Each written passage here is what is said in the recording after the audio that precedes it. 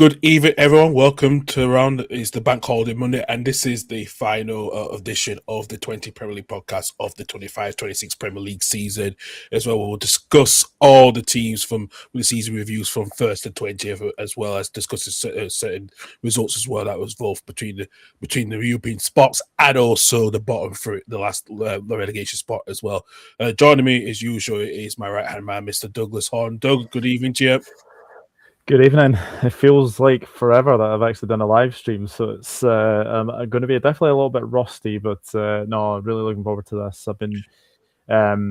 We obviously discussed off air about basically doing the last episode live. I think it was quite fitting as well. So no, it's great to be back, and yeah, I can't wait to get down to things and obviously discuss the season that has just been. But no, thank you very much for asking me to obviously do this live, and yeah, it's great to be back live. It's been a long time since I did a live, so it's good to be back. Yeah, absolutely as well too. We're going to get to some messages actually. So from our code, welcome back, Doug, as well. Hello, Alan. From United TV 8078. Good evening to you as well. How you doing? Good evening, Rich. Yeah, good to see you, Rich, as well too. So yeah, well, what a season we've had, Doug. Like I said, we're going to discuss from 1 to 20th pretty much as well. We'll discuss all the teams as well.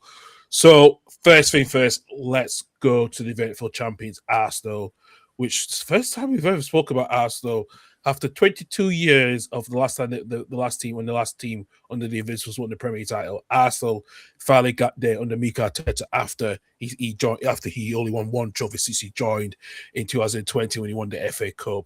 This was his second major trophy in his managerial career after nearly 6 years, over 6 years ago now.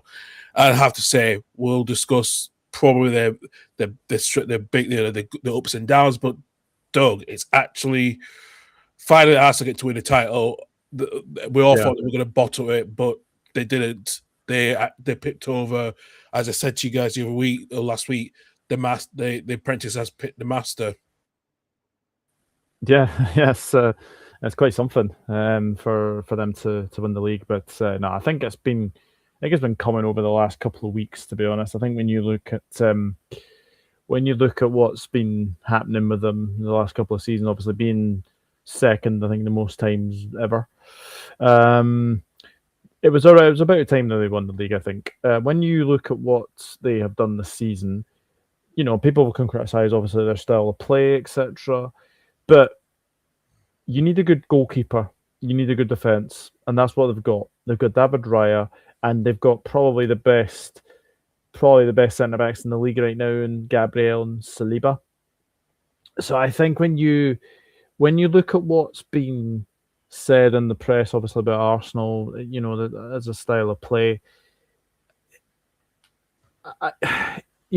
everyone kind of expected after that Bournemouth game, when they lost 2-1 to Bournemouth, I think everyone kind of expected, oh, here we go. Then obviously they lost to Manchester City. And then everyone was like, oh, it's going to happen again. But I think the one game I could probably say where it was won and lost was probably where Everton drew 3-3 with Manchester City.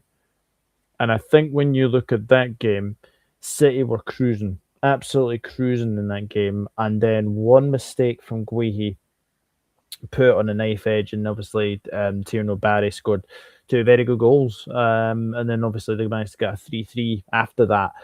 And from then on, it was really plain sailing. I think the fixtures fell kindly into their lap almost. But no, fair play to Arsenal. I think when you look at the squad as well, people say you need a really, really big squad to obviously go and compete in all sort of four competitions. Yes, people can say Arsenal did sort of throw away really the FA Cup against Southampton. But the League Cup, obviously, they lost to Manchester City as well. Obviously, Nico O'Reilly was very, very inspired for that one. There was always a feeling it was coming. Always a feeling that it was going to come. And then, obviously, look, I was in the exact same position in 2019-2020. We won the league without kicking a ball. Arsenal done the same. We Bournemouth draw with Manchester City. So enjoy it. Doesn't come around very, very often. But they have been the best team this season. Despite of what what people say about obviously their style of play, to basically go the whole season with no red cards and no penalty kicks given against you is very, very good. I think they were lucky. That is very rare. Very rare that's happened. I think they were lucky in some aspects because I think Havertz should have been probably sent off against Burnley. Yeah. But fair dues to them. They are the best team in the league this season, and they've been in the best team in Europe. Obviously, I know they're obviously coming up against PSG, but you've probably got two of the best European sides on Saturday in that final. I think the rightful two are definitely in the final. So, you know what? On a one-off game against PSG, you just never know. But Arsenal have built a spine in that team. And I have to say, for a player who was really criticised when he first came to Arsenal, Victor Gyökeres has actually proven a lot of people wrong. He has. And I think he's the answer for Arsenal. Getting those goals. Yes, he doesn't play week in, week out. That's going to be obvious to happen because obviously you've got Kai Havertz, you've got Gabriel Jesus, you've got Victor Gyökeres there. As well. And then on the left, you've got Martinelli, you've got Trossard. On the right, you've got Madueke, Saka. That is a very, very strong team. Yeah. Now, they're going to probably lose a couple players. There's no denying that. But I think where Arsenal are very, very strong at, everyone says, obviously, their set pieces, they've been fantastic again. But for gritted teeth, the best team this season won the league, and deservedly so. Absolutely. Are they worthy champions? Do you know what? I think I've seen people say that they're the worst champions. Like, there's never, ever such a thing as worst champions. No. So for me, I think they've done a very, very good job. They certainly deserve to win the league. For me, they're very worthy champions. I think they're, they've been the best team this season by a long way. So yeah, they're definitely, if you're the best team over 38 games, you deserve to win the league. It's as simple as that. Absolutely. Let's get into some messages coming in as well. From Guy Richards, he's tally ho. How's the baby? How's the baby? Hello, Guy. Yeah, he's good. He is currently sleeping at the moment. So yeah, he's away down for his sleep. So but all good, mate. All good. And then also from good evening, Nathan. How you doing evening, as Nathan. Well? Yep. We're looking forward to have you on the Championship Review when the new season starts this summer. It's good to have Carl back up with us as well. So good to have you on the team as well. And also from Stephen D to say hi, Doug. How you doing tonight? Hello, Stephen. Good to be back, mate. And good to see you in the chat as always. So thank you very much. Yeah, Nathan just realized that his new channel is Richard, and he said sapping in Rich. So yeah, good to have you all guys on as well. Please hit that subscribe button on both our channels and like, subscribe as well for each content as well, for upcoming content in the near future as well. Right, let's go to second place, Doug, and let's go to Man City. And we all had a feeling this was going to be Pep's last season, and yeah, we've seen a huge transition of the players that they've bought in this summer, but again, they've won the domestic double, winning the League Cup and the FA Cup, but another disappointing season altogether, especially in the Champions League, and missing out on another Premier League title in 2 seasons. I mean, disappointing season. I think if you win 2 trophies, I don't think it's really a disappointing season, but I can kind of get what you're saying. For me, I think they just ran out of gas, I think is the safest thing to say. I do think, though, the signs of Guehi and Semenyo were very, very good. I think those two especially, they're going to be very, very good to, they're building for the future, Man City, and I think those two are definitely going to be very, very key players next season. Yeah, I think, look, I think everyone kind of said that it was going to be Pep's last season, and it doesn't really surprise me that it is, really. No. I'm more surprised at the fact that Maresca's taken over. Well, supposedly. I think it's very much likely. Yeah, but I think if you look at what Man City have done this season, they won away at Anfield. That's the first time in. When did now that's a question. When did they last win it at Anfield? And that, obviously the Etihad against us, that was a long time pretty much ago. was about 2020-21 season and the COVID season. That's right. Yeah. They did. So, yeah. Look, Erling Haaland's been the same Erling Haaland. Phil Foden hasn't been his best this season, and I think it's justified that he's not in the England squad. I agree. I would say that as well. I don't think it would have not made sense to take it when he's not. He's been very inconsistent this season, and it's not like Phil Foden. Phil Foden is always, even when he does have a good start to the first season, he always bounces back, to the latter stage. Yeah. But we're not seeing that this season, and I think that's been a huge change. I think I think the worst signing for City this season has to be Tajiri Reinders. I don't think he really improved that midfield, that City squad. I think I question about but if he can deal with the physicality of the Premier League. Yeah, it's a weird one, Reinders, because he started really well. He started like a house on fire. Like the first couple of games, he was in and at it. But I think the more the season went on, I think it's been highly proven really that he wasn't up to it. They're losing Bernardo Silva. He's been a fantastic player. John Stones has been a very good servant as well. Yes. So I just next season will be interesting. Next season will be very, very interesting with Manchester City, and I think Pep's leaving them in good hands as well. The team that they've got at the moment. Obviously, you've got Donnarumma, you've got Trafford. Obviously, we don't know if Trafford will move on. So, that's another thing. I will say, though, I'm not so sure about Nico Gonzalez as a Rodri replacement. I don't see that at the moment. And it's something I think they need some physicality, more physical than Rodri. I think Rodri's going to probably be going either this summer or next season, or even next summer. I feel that will happen. It depends on. Well, I know you said he was linked back to Real Madrid, but it depends on what's going on with Madrid's situation. If they bring Jose Mourinho back, I don't know. I think he's a Jose Mourinho type of player as well. But I think they need really a Rodri replacement. Gonzalez is not the answer. Not even Reinders as well. I think that's going to be huge. So yeah. Yeah, and that thing about Spain naming the World Cup squad without a Real Madrid player. Exactly. Yeah. Nathan's got the point. He's really leaving the right time.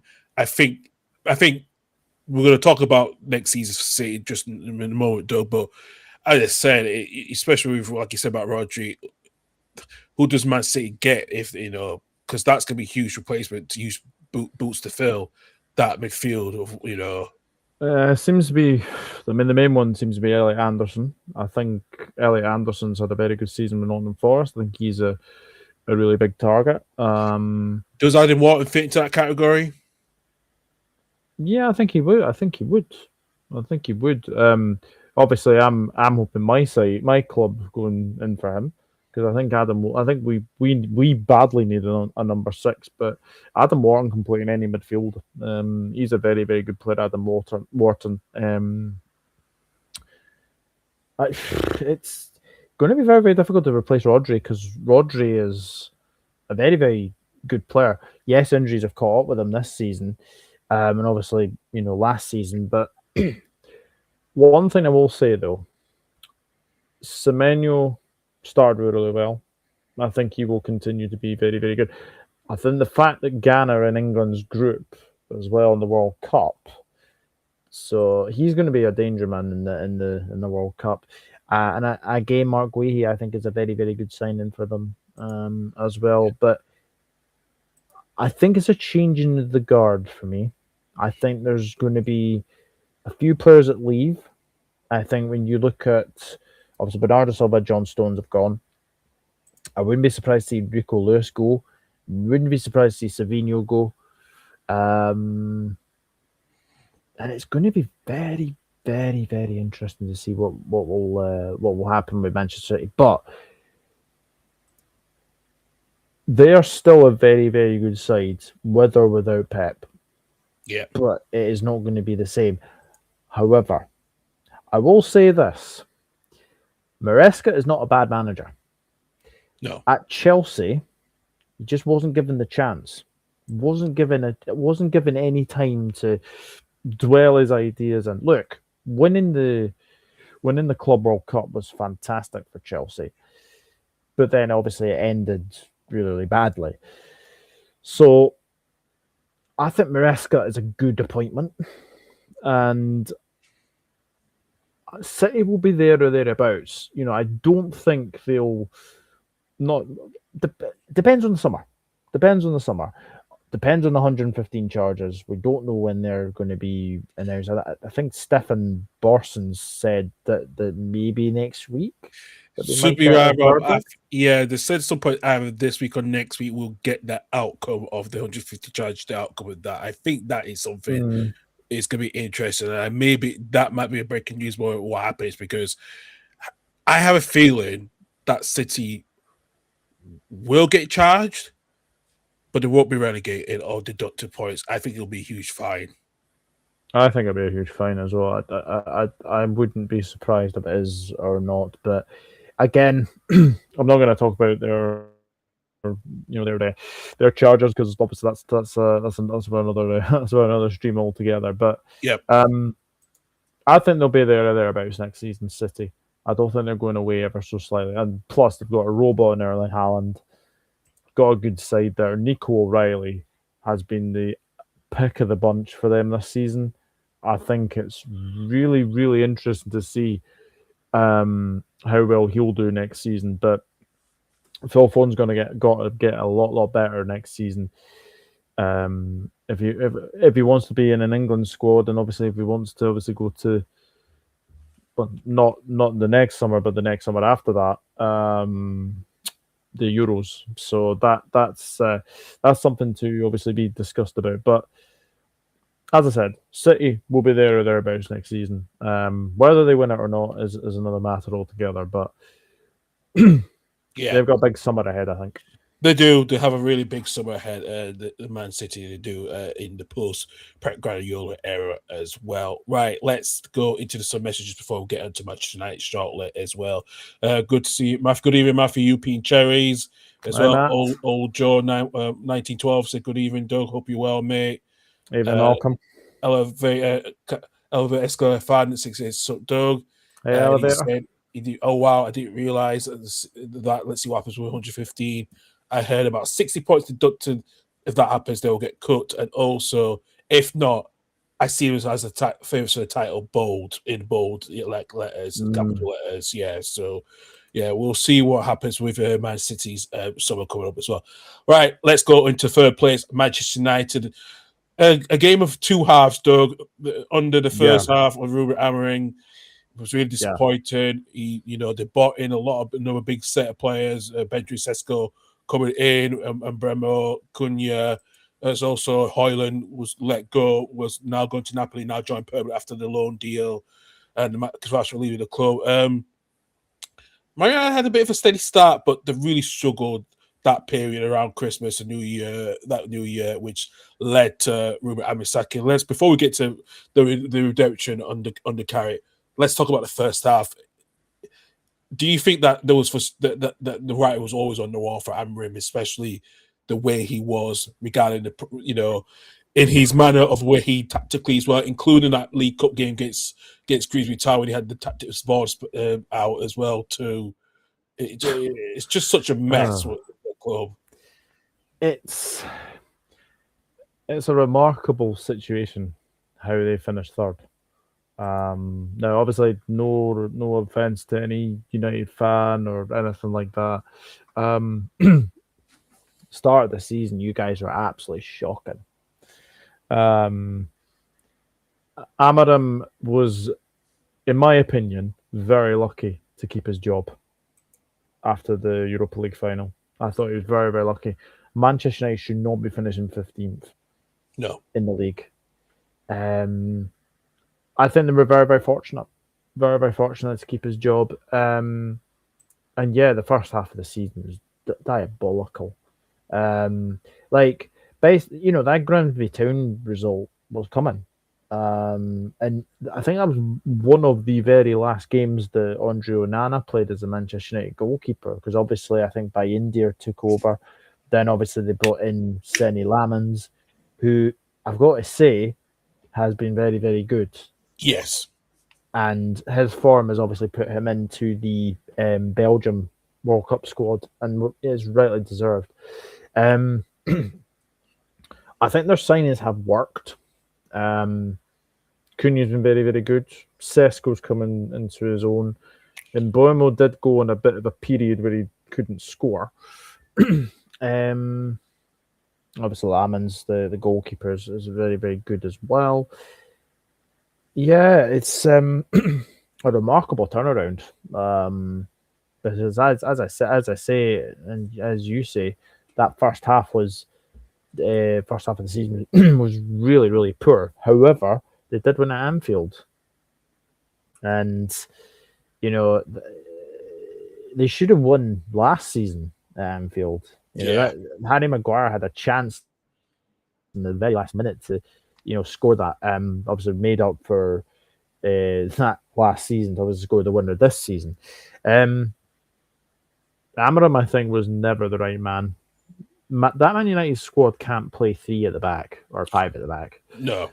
It just wasn't simple at all. It lacked in it flexibility and a pretty woeful game management they had, and I just couldn't understand it, especially the way he didn't want to play Kobe Mainoo in that squad, and until he's had a very good revival, because he was going to leave alone in January. That was always the talk, and if he didn't get any game time, there was questions. I think I remember his brother had that T-shirt, that infamous T-shirt, as well, that earlier this season. Yeah. As well. Yeah. Yeah, I do remember that, but yeah, that was a strange decision. Dropping one of your own, like players that's Manchester born and bred. Kobe Mainoo is a very, very good player, and rightfully got back into the team, and I think that was a major step in how Manchester United actually got better. I will say the MVP this season for me is Bruno Fernandes. Like him or not, for gritted teeth, he is the best player this season. Oh yeah, hands down. Yeah, he's carried an average Manchester United side from 15th to 3rd. That squad needs a hell of a lot of stuff. A big couple of players coming in, because their midfield, barring Mainoo, and obviously Casemiro, I think, is a big loss. Ugarte is absolutely a terrible signing. I don't know where they spent 60 million quid to PSG for Ugarte, because he has been shocking. I mean, there's question marks over what's his face, Mason Mount. The question marks about him, and Josh Zirkzee as well. Yeah, Josh Zirkzee will be away. I would think. I wouldn't be too surprised. Obviously, Højlund's gone now. Again, another player that just wasn't cut out for the Premier League, unfortunately. Yeah, first half absolutely diabolical, but obviously we'll come on to the second half, which was much, much better. Absolutely so much better. I didn't expect, Carrot coming in and coming as interim boss, there was always thinking, do they try to get a manager in? It was, do they wait till the summer? But Carrot coming in, that's when the revival started to change. Post, I think, when Amarin lost his job after the 1-1 draw against Leeds United, as I remember. It was that, yeah. So, and yeah, Carrick's come in and, to win about 16 out of 17 games is incredible, including beating Man City 2-0 as well at Old Trafford this season was very incredible as well. So, you see there has the difference, and not because not having European football as well. I thought it was going to be a bit for could it deal with it with playing less games and stuff, but I have to say, looking at the form they were in, yeah, probably since post January the 4th, they've only lost 2 games altogether in the Premier League this season, and that under Carrick, that is truly amazing. Yeah, he deserves a job. He deserves a job. I know, Obviously, we've got we've got our good friend Reese. He is. I think he's divided on whether to obviously give Carrick the job. No, he was unhappy that Carrick got the job. He did not want his preference. I remember when we were speaking on the side of the show the last few weeks, he wanted either Julian Nagelsmann, Hansi Flick. That was his dream managers, and he's not got that. I don't know what he's going to feel like when I speak to him this weekend, but I do the last Saturday show of the season, because I've discussed that with him as well. So yeah, no, that's he deserves a job. Let's be honest. He's done a fantastic job. How he got Manchester United to third, I'll never know. But they deserve it. They deserve it. But yeah, you're absolutely right when you say that they have hardly had many games. And I think they've had 40 games this season, which I can't remember the last time a Manchester United side had 40 games. that's a good question. I think it's more than 2 decades, I would say, before when the Premier League happened. So yeah, it must be. So no, look, fair play to Michael Carrick. Has obviously got United back into the Champions League. Third place is very good. Bruno Fernandes obviously got the assist record as well. Fair play to him. He's the Football Writers Association Player of the Year. He's obviously the Premier League Player of the Year. Yeah, he's been the catalyst to get them from 15th to 3rd. He's been very good. So let's see what happens next season with Manchester United, because we all know what happens when they've had a very good manager bounce. It's then what happens the season after that, and we'll see if the players are right up to it again, or whether or not they throw another manager under the bus. We'll see. So always something happens at Old Trafford indeed as well. So something happens at Old Trafford indeed. We'll see what happens across the next season. Let's go to number 4, Aston Villa. And Doug, they started poorly at Aston Villa, as we remember. But they've been in that. But since match day 11, match day 12, they've been in that top 5 for pretty much the whole of that season.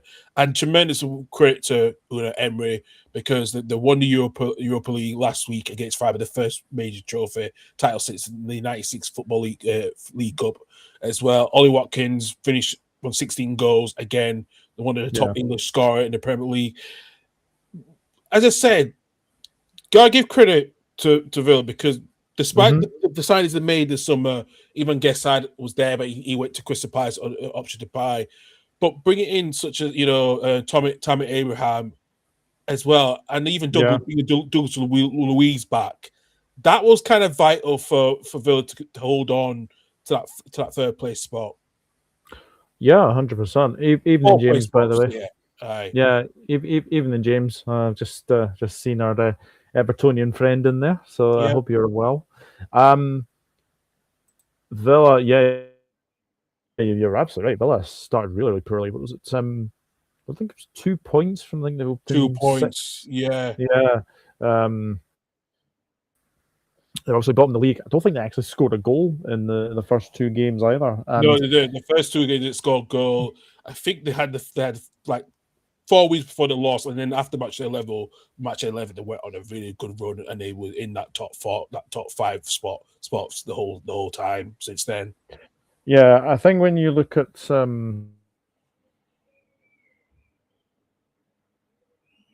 oops, hopefully we'll have Doug on with Doug there. He's just frozen up a bit. Oops. Well, hopefully we'll get Doug back up as soon as possible with that one as well.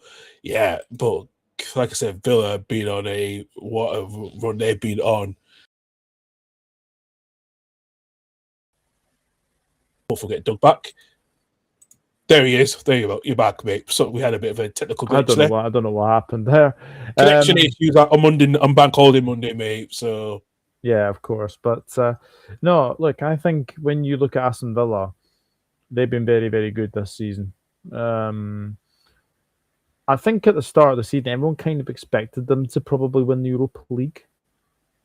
If we're being like really, really honest with ourselves, like I think very early season, because you don't usually do that at the start of the season at all. And I think that was a catalyst of how well they played as well. So it's been an incredible season for Aston Villa, winning their first European trophy in 42 years. And Unai Emery deserves a lot of credit. And you just look at the side of that team, like Martinez, Konza, you've obviously got Digne, Pau Torres, Matty Cash. Yeah. As you say, Douglas Luiz, Super John McGinn, Tielemans, it's Buendia, Watkins. It's a hell of a team. Aye. Hell of a team. Hello, Stefan. Yeah, Villa were totally dominant in that final. And now, am I right in saying Jadon Sancho's won the last 3 Europa Leagues? Yes. That's crazy. When he hardly ever plays as well. But actually, it's not won the last 3 Europa Leagues. So he's won the Europa League with Villa, but also won the Conference League under Chelsea. Okay. There you go then. There you go. Villa are starting to become a really well-drilled side under Unai Emery. And the fact is as well, he loves winning the Europa League with a side that's got Villa in it. That's true. Sevilla, Villarreal, and Aston Villa. So they have been fantastic this season, Villa. And I agree with James. I say you can safely say Aston Villa are a top 6 side. I'm happy for them winning the Europa League. Great club and great fans, absolutely. They definitely replaced Tottenham Hotspur now as the one of the top and big 6 sides now. 100%.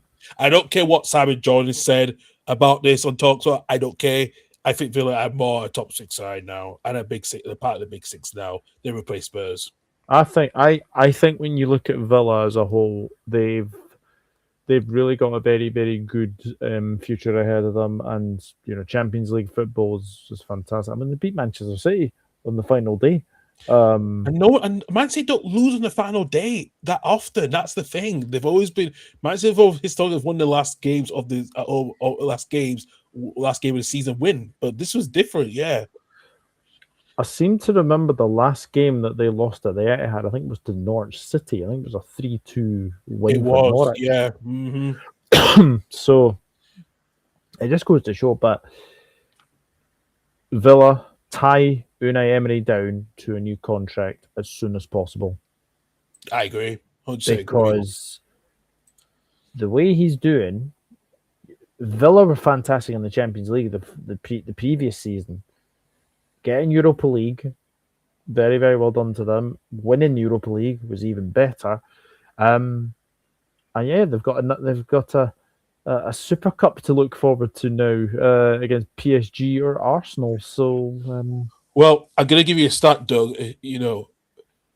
Aston Villa is his second highest win percentage in his managerial career. Do you know which is his top?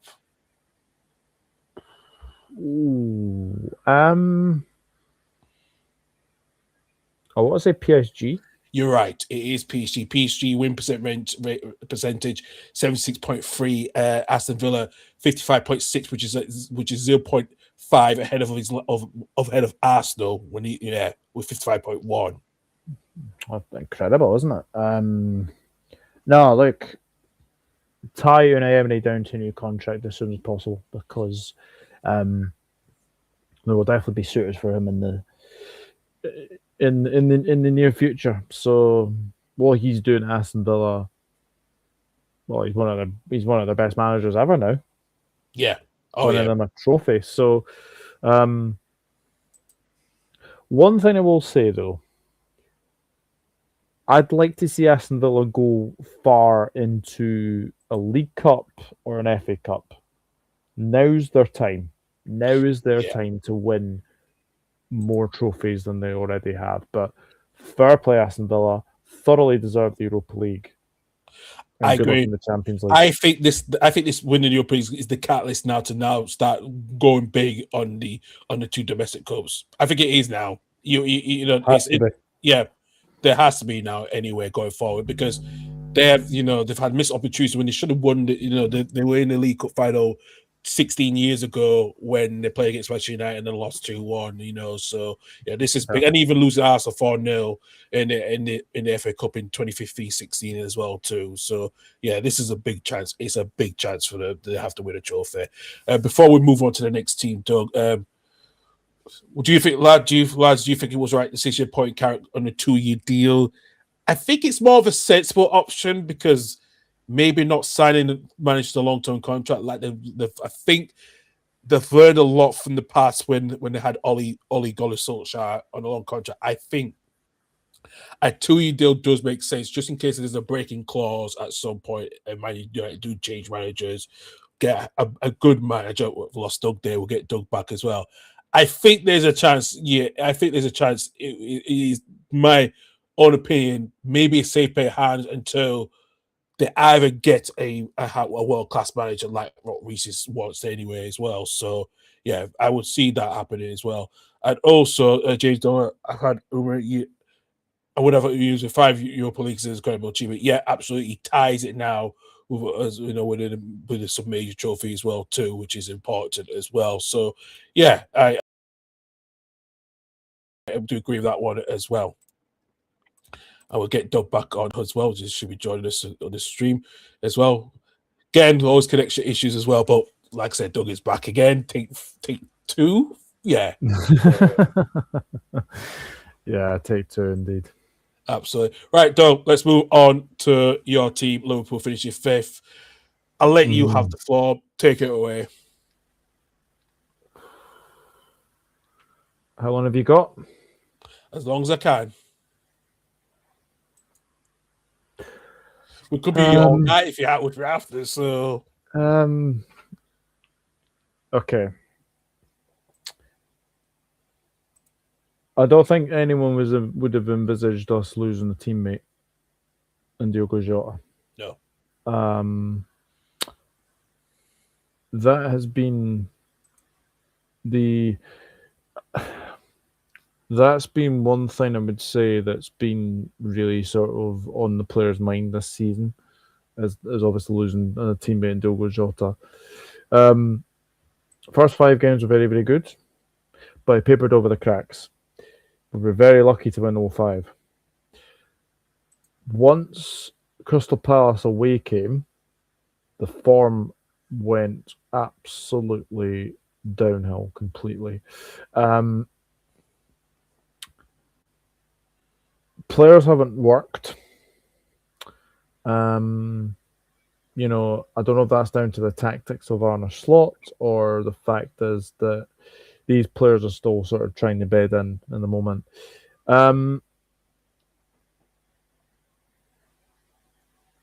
It has been a very poor season. 20 defeats in all comps is ridiculously bad. 60 points is the lowest a team has ever qualified for the Champions League. We got 60 points, which I think it's the same as Houlier's last season. It's 1 point lower than Brendan Rodgers' season, and also it is 2 points lower than Rafa Benitez's final season. This season has been nothing short but an absolute disaster. Where I think it's gone wrong completely is the fact is that we've kept Slot all season. I would have got rid of him in October. Now, I'm always one for giving managers time. I'm always one for giving managers the benefit of the doubt.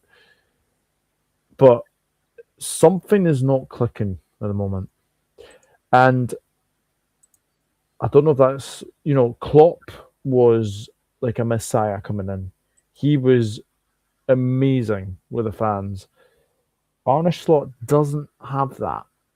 I don't think he's ever had it. So, me personally, you look at the game yesterday against Brentford, Curtis Jones never even celebrated scoring. It was like he was like, I've just scored my first goal since December 2024. He looked like he wouldn't even be bothered.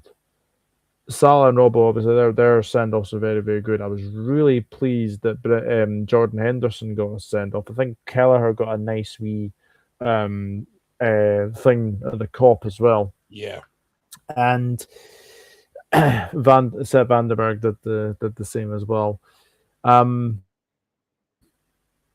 doesn't help, obviously, we having Isak injured for most of the season. He needs a proper pre-season. I'm amazed that he is in the Sweden squad. I didn't think he was going to go. So there's obviously that. Ekiteke has worked a little bit. He's been good. But over £400 million, it's not a good value for money, especially for that local side. It's supposed to be expected better as well. And James Dunlop, he still can't work out where he's gone wrong, and he thinks that losing Southgaard's going to be hard to replace. Do you agree with that? What he said? Yeah, but I mean, Salah was the catalyst for many seasons where he was the go-to man. It just hasn't happened this season. For no reasons amongst his own, but £450 million spent. Players that came in. Marmadashvili, I'm not putting any blame on Marmadashvili's shoulders because he hasn't had a settle back four all season. Let's be honest. How many times has Frimpong got injured? How many times has Gomez been injured? Kanate's had his injuries. Kirkes has been. I know there's obviously a couple of Bournemouth fans in the chat. Kirkes for me has been our best signing. Despite he had a bit of criticism at the start of the season as well. Yeah, but I think Kirkes has been a very good signing for us, and he will get better. He will definitely get better. But I'm going again. I mean, you're here. You're still here. No, still here. I honestly think next season Kirkes will be very, very good because he'll get a full pre-season as well. But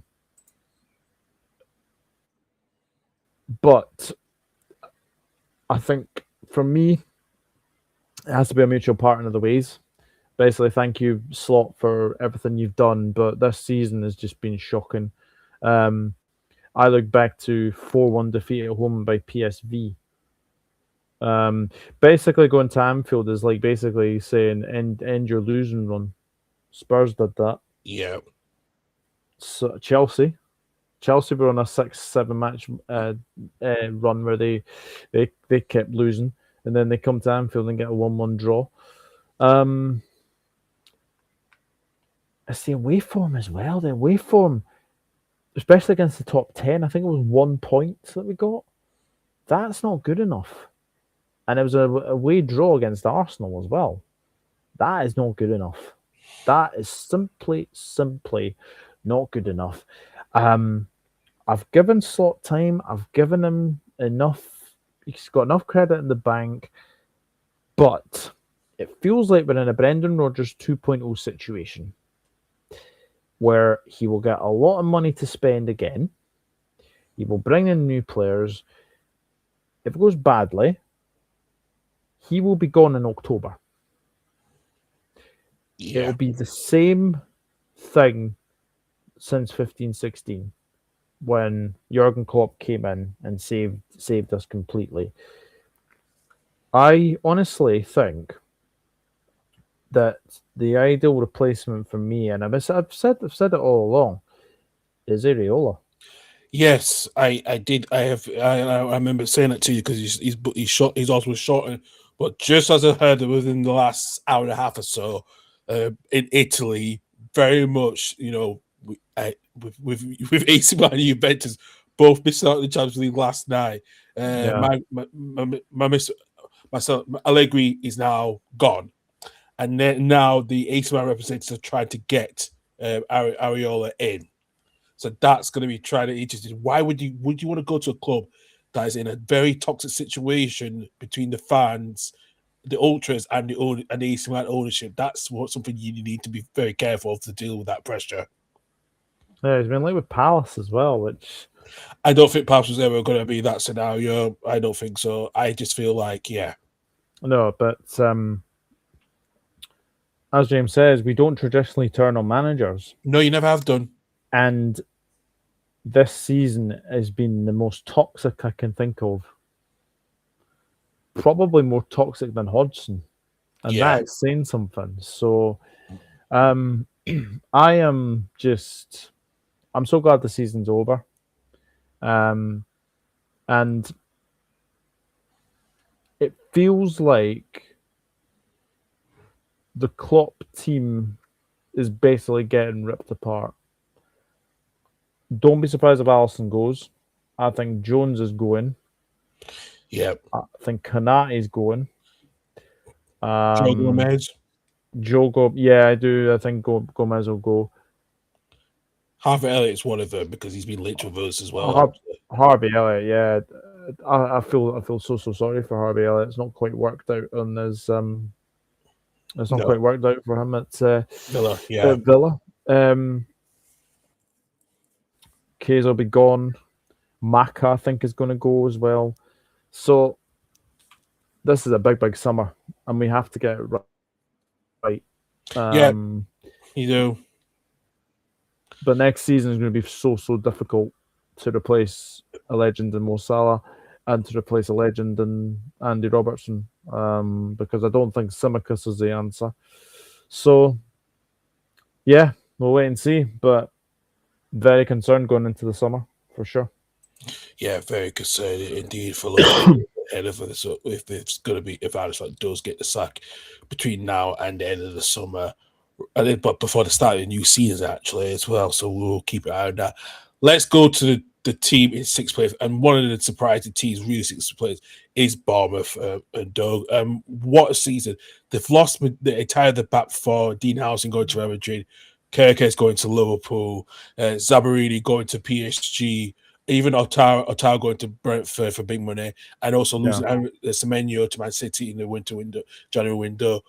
But what a season Antonio Areola's had, making Bournemouth finish in the highest ever position in Premier League history, in the club's history, sixth place, and they're actually now into the Europa League for the first time in the club's history, the first time in Europe altogether. What a season they've had, especially losing a lot of key players in that team. And ending the season 18 unbeaten as well. I think that has to be obviously mentioned as well. They've been fabulous. Bournemouth, absolutely fabulous. Areola, what a job he's done. Came into a Bournemouth side. And didn't start very, very well for him. No. But the more you look at it, Areola got Bournemouth climbing in all 3 seasons. I think they finished 15th, I think they finished 9th, and I think obviously they finished 6th as well. Yeah. And they've actually spent really, really well. Truffert at left back. Yeah, it has to be one of the sides of the season there. He has been incredible. The right winger, Rayan, is it Rayan? Rayan, yeah, coming in for he's been Yeah, he's been he's been fantastic as well. Krupi has been a great acquisition. for £10 million. They spent it in January last year for £10 million. Mm-hmm. Can you see him making a big money move to someone like Arsenal? Because there's been links about him, about his future, because he was the top scorer for Bournemouth for 13 goals. For a 90-year-old to be a top scorer for a team that finished 6, it's incredible. Yeah, it's been fantastic, absolutely fantastic. And the fact is as well that obviously he's not going to the World Cup, because I think there was talk of he was wanting to play for France. And then he got approached from Roberto Martinez for Portugal, because he has and also he's also literally play for Ivory Coast as well. Mm-hmm. They have 3 good national teams you can play for. Actually, it really is very, very, very good. I'd also say Petrovic, I think, has been very, very good. I always had a feeling Petrovic was a very good goalkeeper. He was a better goalkeeper than most of those Chelsea goalkeepers they have. Yeah. Oh, absolutely. Yeah. So, but no, I mean, Bournemouth winning at Arsenal was really, really good. Now, I'm going to say this now. How is Alex Scott not in the England squad? That's one of those surprising. I would say he should be really in that squad. He should be, that name should always be considered, because Alex Scott is, as I said from speaking with Annie, he always knew that Alex Scott will go away to the top. He always knew that, and it's surprising that a big club has not gone in for him, because he you could put likes of Anderson, Walton, Gibbs White in that category, thinking they all should be playing for a big club. And I think Alex Scott is considered, and I thought maybe a Man City or something like that. And I don't know how he's not getting it. I think it's been, he fits in that midfield that England players. And I thought the season he's had, I'm just surprised that Thomas Tuchel's not chosen him. Yeah, but just going back to Bournemouth again. The Vitality was never an easy place to go to this season. No, it's become a fortress now for them again. It has. They won at Old Trafford again. They are becoming a really, really well drilled Premier League side, and it is really great to see. Now, next season, obviously, they've got to deal with the Europa League, so that Thursday, Sunday is very, very difficult. Yep, that's true. But I think of Areo's replacement, Marco Rose, I think he's inherited a very exciting team, and I think he will get that team. And he will get that team to deal with that scenario. And I think that both will add a lot more quality in that squad going forward next season. They're in safe hands with Marco Rose, let me tell you. From watching him at Mönchengladbach, watching him at RB Leipzig, he is a really good manager, and I think he will do well with that Bournemouth side. But just a final one on Bournemouth, terrific, absolutely terrific. They're in Europe. I'm just sorry we didn't do the job to beat Brentford, and then obviously for City to beat Villa, because if that had happened, then you would have been in the Champions League. So to be one game away potentially from the Champions League was incredible. But every Bournemouth fan should be very, very happy with the way that they've played this season. And Areola going, but you're in safe hands with Marco Rose, and I have nothing else but to say anything good about Bournemouth. And obviously, I know a lot of Bournemouth fans. Obviously, I know Malcolm, obviously Matt, Craig from Up the Cherries and all departments. All that team. You guys deserve European football, and I'm so happy that you guys are in Europe. So, as I said, I do have my worries, obviously, with the Thursday Sunday thing, but I think they'll be fine. I think Bournemouth have actually got a good squad to actually go and compete in the Europa League. Interested to see what's going to happen, obviously, with their stadium. It's obviously an 11,000 seater stadium. But the good news is it's getting expanded, but I think they do meet the criteria. But because I think you look at the scenario like with what happened with Bodo Glimp, they say we'll meet that criteria, despite Bully had 8,000. So I wouldn't be worried about it too much. I think that should be fine. Hopefully, they can get the corners of the south stand corners, get them off the corners sorted out. And it should be all right to be with that. So yeah. So, but I'm buzzing to see them in Europe for the first time. And if you asked any Bournemouth fan 16 years ago, would they expect to be in Europe? They will say no. They will still be stuck in League Two in the lower leagues. It's an incredible story. It really, really is. Yeah, I've got nothing but respect for the Bournemouth. And yeah, as I said, 18 unbeaten to end the season is just amazing. And they'll go into next season and like they'll take that 18 match unbeaten run into next season. Nah,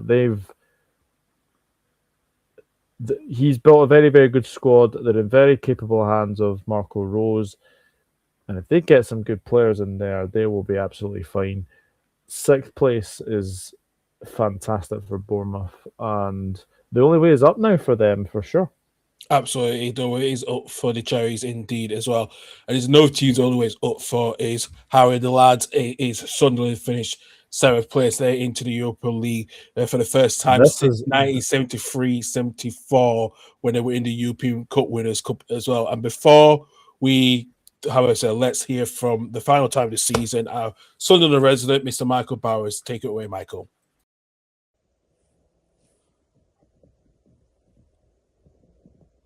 Did yesterday actually happen?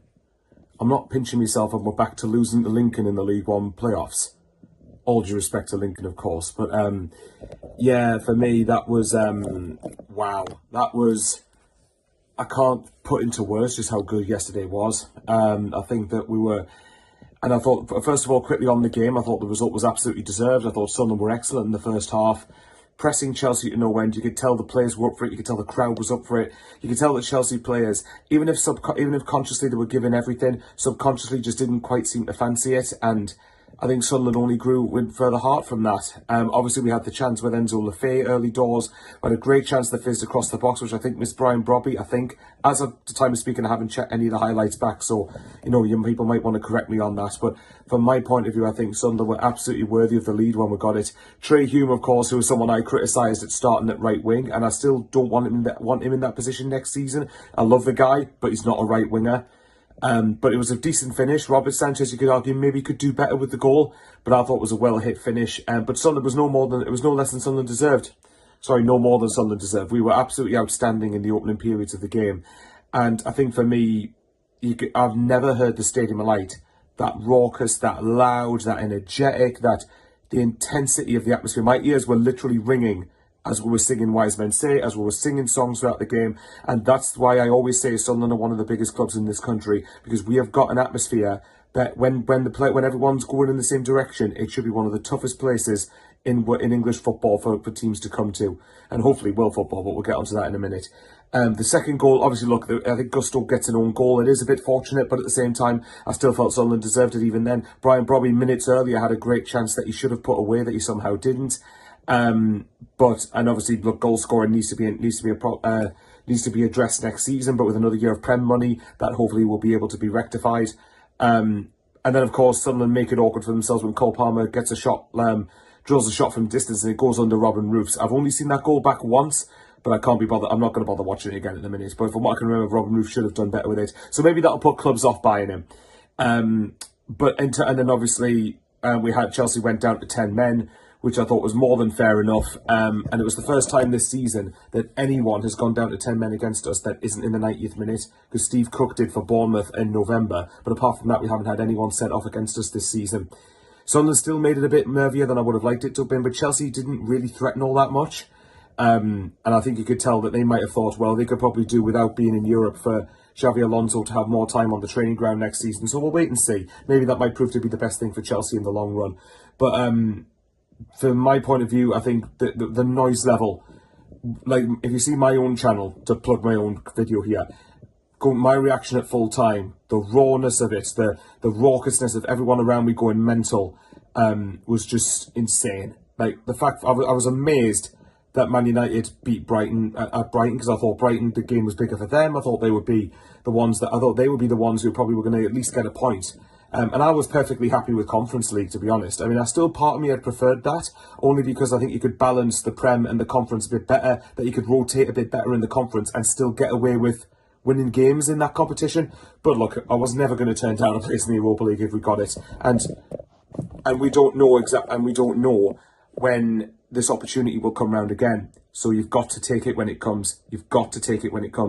So from my point of view, I think I could never have imagined it would have gone this well. I said 17th at the start of the season, and it was always going to be a fight. And I've definitely noticed an increase in the quality in the Premier League. But we've been terrific this season, absolutely terrific. And to finish 7th in our first year back after 8 years, I couldn't be more proud of this team right now. 5 years ago, we were losing to Lincoln in the League One playoffs. 4 years ago, we just got past Wickham in the League One playoff final. 24th of May seems to be a happy day now, because 24th of May 2025, Sunderland beat Chris Wilder's Sheffield United. I'm sure Karl enjoyed that as much as I did, beating them in the last minute at Wembley. And then 24th of May 2026, we get Europa League football. The first time we've got European football for over 5 decades, which for a club of this size, I think is really, really poor. And I think for me, we don't have a God-given right. I always want to make that clear. You have to earn it. But it's poor for me that we haven't had more European football. And this idea of Sunderland being in Europe is not a thing that should be scoffed at. It should be a very, very realistic thing. So, yeah, look, how this will impact next season, we'll wait and see. We can only spend up to 70% of our turnover because of the new SCR rules, whereas it would have been 85% if it weren't in Europe, which is a bit weird. But there you go, UEFA rules. But I think now, next season will absolutely be a challenge. I would take a replica of, say, staying up reasonably comfortably next year to give a good shot at the Europa League. Because it's going to be a challenge. Thursday, Sunday. It will be a massive ask of our squad. But this is where the summer window we need to get it right. We need to get the depth. But let's hope that is the case and that they do manage to do that across the summer. As for the season review, I mean, quickly on my man of the match yesterday, I thought Enzo Lefebvre was outstanding. I thought everything we did came through him. He was tireless, he pressed, he was running around, he was constantly causing Chelsea problems, had a great chance himself in the first 6 or 7 minutes of the game, and we got him for 20 million quid. Another good shout, I think, Gertruida, who obviously Doug will know Liverpool were linked with back in January. If Sunderland don't activate that clause and get him permanently, then I'll be quite annoyed at that. Because now, whether he wants to come along and stay, I don't know, but come on, mate. You're going to get games because we're in the Europa League. But, yeah, for me, Lefebvre, man of the match. But I would say that Hume was good, Gertruida was good, Xhaka was good. I think we can't fault much in terms of the effort of the team. I thought Wijnaldum was very good as well. So I think, and Nordy as well. I mean, I love this team. And, I've watched so much nonsense and awfulness over the years with Sunderland. Or crap, rather. I was trying hard not to swear, but I can't not swear to get my point across. So for me, I think I deserve this moment. I think Sunderland fans as a whole deserve this moment. And there are clubs that have suffered worse than what we have, but we've been through the mill. So I think we deserve something like this. Quickly, last thoughts on the season as a whole. I think it's got to be a 10 out of 10 season. It has to be. And my shout would be, I can get Arteta winning manager of the season. That's fair enough because of the amount of time. I know Arsenal have had the backing. They've gave him the backing rather. But remember, the amount of time Arsenal won the league, it was clearly a mental block for that team and for that club. So I think Arteta does deserve manager of the season. I have no problem with that. But for me, Regis Labrice has done the second best job. No doubt about it. We finished 7th. We're finishing the same competition as Bournemouth have. If they'd got Champions League, I would have said Areola probably did deserve it ahead of Labrice. But for me, Labrice has done an outstanding job. And I think that to get Sunderland... First of all, we took over when finished 16th in the Championship. He got us promoted against parachute payment sides. Leeds and Burnley, for goodness sake, finished top 2 with 100 points. And Leeds would have had more had they not had a generous goalkeeper to the opposition in the sticks, in Ilan Meslier. He competed against that, competing in the top 2 until the end of February, and then he got us to win the playoff final against a year 1 parachute team in Sheffield United. And then this season, which is an even bigger achievement, he managed to not only keep us up comfortably, but he's got us in Europe for the first time in over 5 decades. Labrice has done an outstanding job. I may get frustrated sometimes with his lack of subs and not being proactive enough for my opinion, for my liking, but he's been outstanding and I can't knock him. So for me, yeah, it's the best season. I mean, I only got into football in 2011. So all I've really known then is probably at best 10th in the Prem. And then it's been mid-table, then relegation battles, then 2 relegations, then League One. So this is easily the best season of my life following Sunderland so far. Hopefully it's not the best of my life ever. Hopefully better's to come. than this, which is mental because this has been an outstanding effort. But yeah, I think just the season review, I couldn't be proud of the lads. And while I'm obviously aware of the challenges of next season in the Europa League, I'm quite cautiously excited for the summer to see who we bring in. But yeah, thanks very much to Karl and Doug for the fantastic content on the 20. Thanks for having me on. And now we're the lads. We are Europa League. So we are Europa League. Thank you very much, Michael. You know what, Doug? He said it all completely in that lengthy video, and I have to say, Michael only got into football at least 15 years ago, and he's seen this Sunderland side go through playing losing game, getting to Burton Albion, going away to Lincoln, and then getting Wickham. He's been all over the place, and I have to say that was an emotional for what he said, pretty much, and especially for over nearly 5 decades, and not even being in Europe.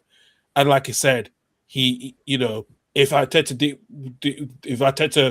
win it, that was easy, then I would have said Lebreeze was going to be that second favourite to win that manager of the season.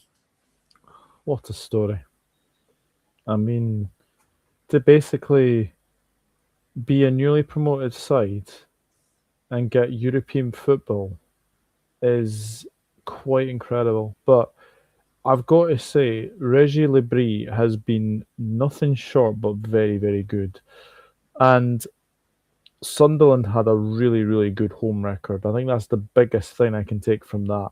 Yeah. They had a really good home record. Did the double over Newcastle. We've obviously finished above Newcastle. That is tremendous. I did not think that Newcastle will lose on a double, but also be finishing 5 places below Sunderland. That was not unexpected. That was not expected. No, absolutely not. But Granit Xhaka for me is a signing of the summer. Definitely. He brings a lot of calmness, a lot of experience and leadership. Is the 2 big qualities that Sunderland was questioned about until he came in. I will say as well, Brian Brobby has been very good up front for Sunderland. That whole team is really, really good. Staying of Light was not an easy place to go to this season. No. I think only a handful of teams, Forest, Liverpool, have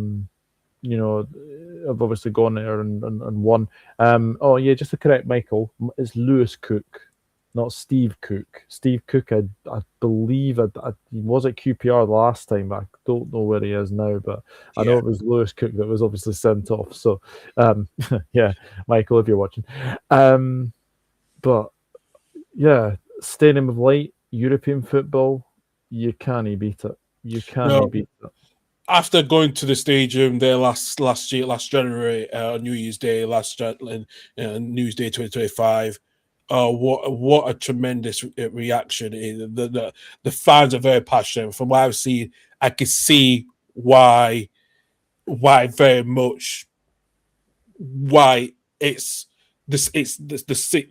the club means so much important to the fans across the city, and I've said it for the first time, going to a proper Premier League stadium than in the past I've been to of that passionate fans they have, of them coming in, thousands of fans driving in every day, walking across the bridge. It's so important for them, and I think after experiencing it, it's kind of one of my favorite days. I would like to go again as a visiting fan, this time now next season. So yeah, but no, like what Michael said, when you think of the shit that they went through with Stuart Donald and Charlie Methven,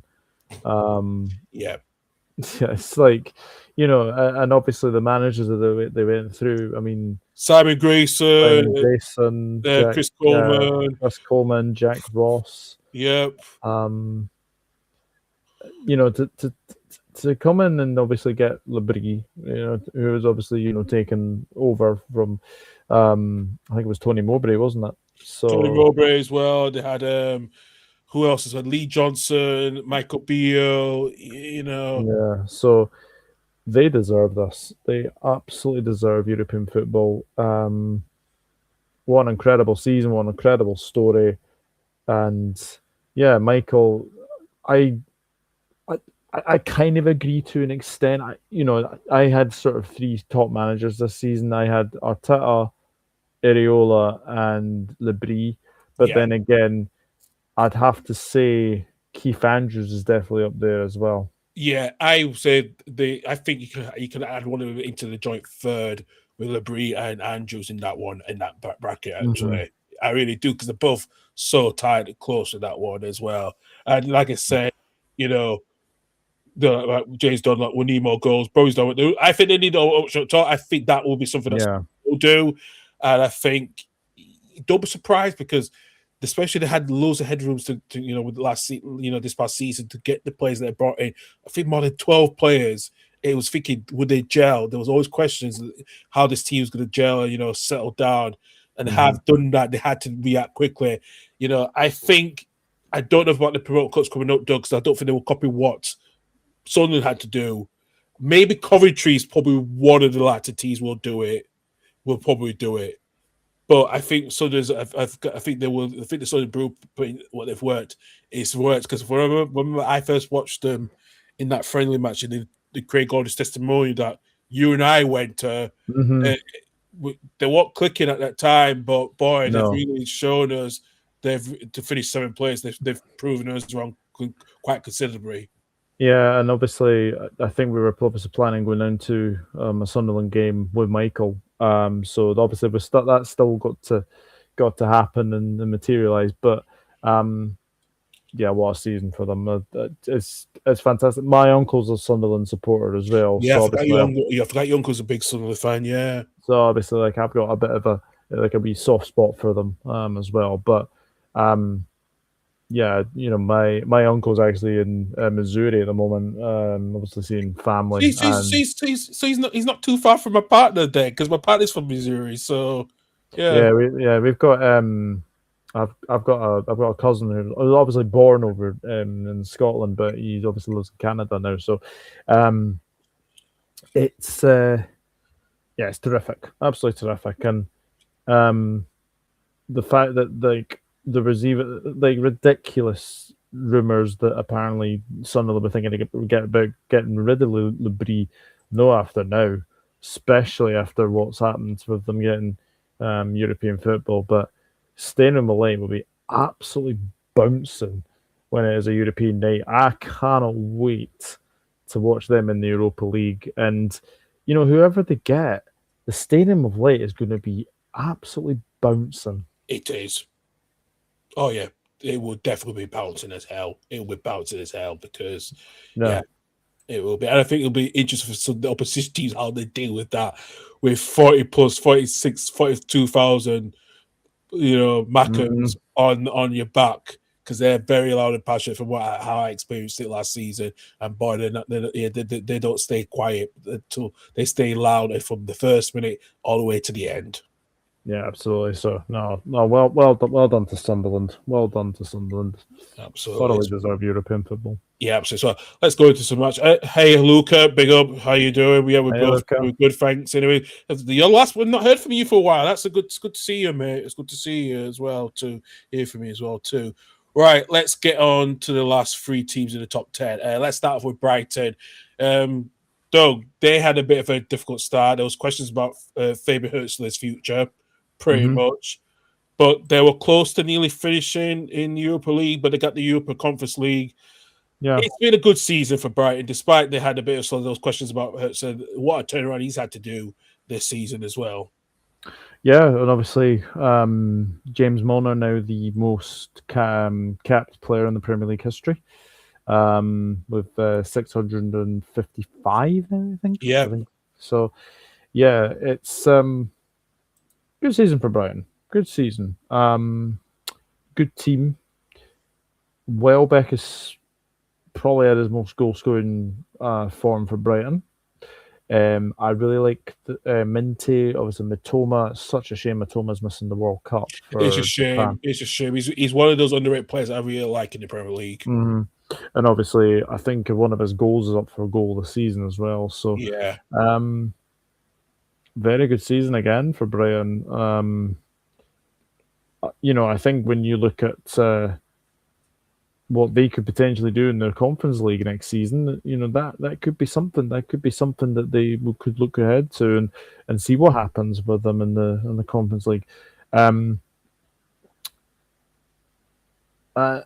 were a lot of rumors about Herzler's future. I think started back in January, February onwards.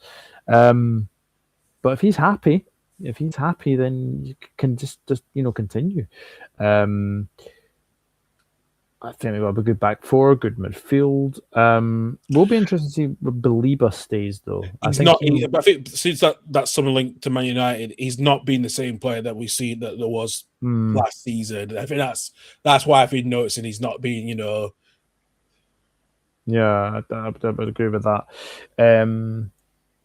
I think as well, when you look at Brighton, the Amex is a very difficult place to go to. Obviously, Liverpool, Man City lost there. They have done very, very well again, Brighton, and again, like Bournemouth, like Sunderland. Both of them will just be looking on the way up. And yes, the winner of the European Conference League does qualify for the Europa League. Yes, so if Palace wins it on Wednesday against Vallecano, they will qualify. So there'll be 3 English teams in there as well. So yeah, absolutely as well. Right, let's move on to 9th place, Brentford, Doug. Sorry, and Keith Andrews was one of my favorite. Was one of the managers to be sacked. He was one of my top 3 managers that was going to be sacked. He has proven us wrong, Doug, and just finishing 9th, just missing out on Europe. But that's Brentford's another best season again for post Thomas Frank era, which we thought they were one of the go down. But Igor Thiago, second most top scorer in the Premier League. Yeah, wow, I have to say, huge credit to Brentford. Really huge credit. All after losing Burmo, Vissa. Yeah, losing the top 2 scorers. Yeah, that partnership last season was really, really good. Obviously brought in Kelleher. It's a team of ex-Liverpool players, really. Kelleher, Vandenberg, Henderson, obviously Carvalho as well. But I know he's out for the long, long time. I think he's done his ACL, which is a real shame. Yeah, like you, I had Brentford to go down at the start of the season. So yeah, not one of my finest moments anyway. But no, neither for me as well. So yeah, credit to Keith Andrews. He's done a fantastic job coming in ahead for obviously Thomas Frank. Yeah, Brentford were. I hope that Carlo Ancelotti, plays Igor Thiago for Brazil, because I think he should be the starting striker. Yeah, he's definitely not that starting 11 now. I think Ancelotti did say that as well. He's now he's that first starting 11 to be. Yeah, and I think it's not surprising because who are you going to play alongside Thiago? I would probably say Cunha or Martinelli, pretty much, and even Rafinha. Probably one of those 4 will start alongside. Yeah, no, I think Thiago has to start for me. 22 Premier League goals is very, very good. I will say though, Kevin Schade and Ouattara definitely a really good partnership with Thiago. That's a really, really good partnership. And Michael's absolutely right as well. They lost Norgard to Arsenal. They did, yeah. No, that was a big one as well. Because when Ouattara was going to Brentford, I thought that's a sideways move going from a big money from Bournemouth to Brentford. But what a partnership that has been as well. Like I said with Schade as well. So, yeah. I will say though, Coyote will be one player that I think clubs will go for. Yeah, after making the move to Brentford permanently, I think that people will be looking at him now. Yeah, that's because I think when you look at their right back, there's obviously Aaron Hickey. Now, if he stays fit, he can definitely get a run in this side. Obviously, I haven't seen Ethan Pinnock much, which again, I think if he's injured again, that's a bit of a problem. They had Rico Henry as well, Yeah, so they've got players to come back. They've got players to definitely come back. But what a fantastic season Brentford have had, proving everyone wrong. I tell you something, the GTEC was not an easy place to go to either. no, not an easy place to go to this season. Not under Keith Andrews. I thought it was going to be I thought it was going to be an easy place to go to for certain teams, but it hasn't. It really hasn't at Yeah. all. And yeah, Keith Andrews deserves a lot of credit for what he's done because they've been excellent, Brentford, and I've got to say it. They almost did the double over us yesterday. They were excellent. Brentford. Wasn't that first goal they scored at Anfield in Premier League? Because I was surprised. I thought they have scored a goal at Anfield when I heard about it. You know, Yeah, it's their first goal. It's their first goal that they scored. since they got promoted. Wow, that is. Mm-hmm. So no, well done to Brentford. Yeah, I won't make the same mistake in trying to predict them to go straight back down this season. So yeah, but no, well done Brentford. Very good season, and Keith Andrews, big plaudits to him as well. Absolutely. From a good season in West London to a bad season in West London, let's go to Chelsea, Doug. They finished 10th as well. What? This is probably the worst season under Chelsea history, probably since post-winning the Club World Cup. And they've not been the same since then. They've had to, Enzo was in there till New Year's. He got the sack. Then Levy comes in, and then he struggled a bit. And then Karl had to be managing, do two spells. Yeah, especially now with confirmation that Xabi Alonso is coming in this summer. What happened to Chelsea? What really happened to Chelsea? I find it interesting. He's got the role as manager, not head coach. I think that was a signal change that something had to change because I think that's what Enzo Maresca was saying about this situation. What before he got the sack, is because he didn't have no overall control of how he, So I think that's something that was said alongside. I think Xavi was put, something in the ownership, the blue coat ownership had to change completely now, especially no European football now. Yeah, absolutely. That'll help Chelsea next season. But my main question with Chelsea is the money that they've spent on that squad. It's not good enough. Like, no, barring Caicedo and Enzo Fernandez. And Estavo as well, because he's been good. Estavo, yeah. What have they spent it on? £30 million for Liam Delap. Yeah, Jamie Gates for nearly £50 million. He's been a disaster. Yeah. Garnacho's not been great. Nope, Garnacho's not been great. They already spent another £40 million on the Sporting Lisbon player. I think I'm trying to remember who's now joining from Sporting Lisbon. It's Quenda for Sporting Lisbon is joining the right wing back. We've got Valentin Barco joining, I believe, as well. Yes. Yeah. That ownership is a joke. I have even questioned the legality of Blueco. I think we all have been. I think it's a money laundering exercise. Like, how do Chelsea lose so much money and yet don't break financial fair play? I think this time, I don't know. I really don't know, though. And that's something I've been questioning as well. They spent over, what, £2 billion on transfer?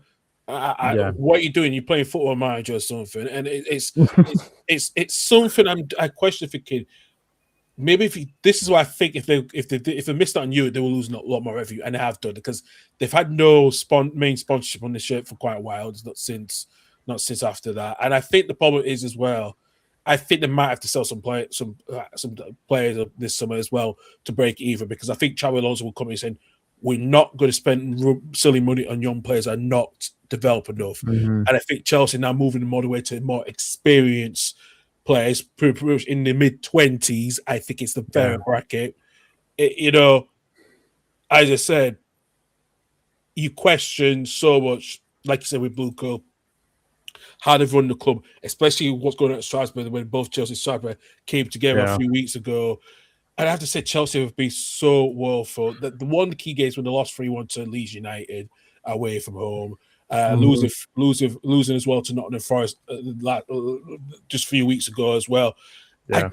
I just don't know how this team is just exhausted, and I don't think they have a lack of strike up front. When you let Nico Jackson go on loan to Bayern Munich, where he was probably your more better striker, you question the style, the play of who's running the club properly.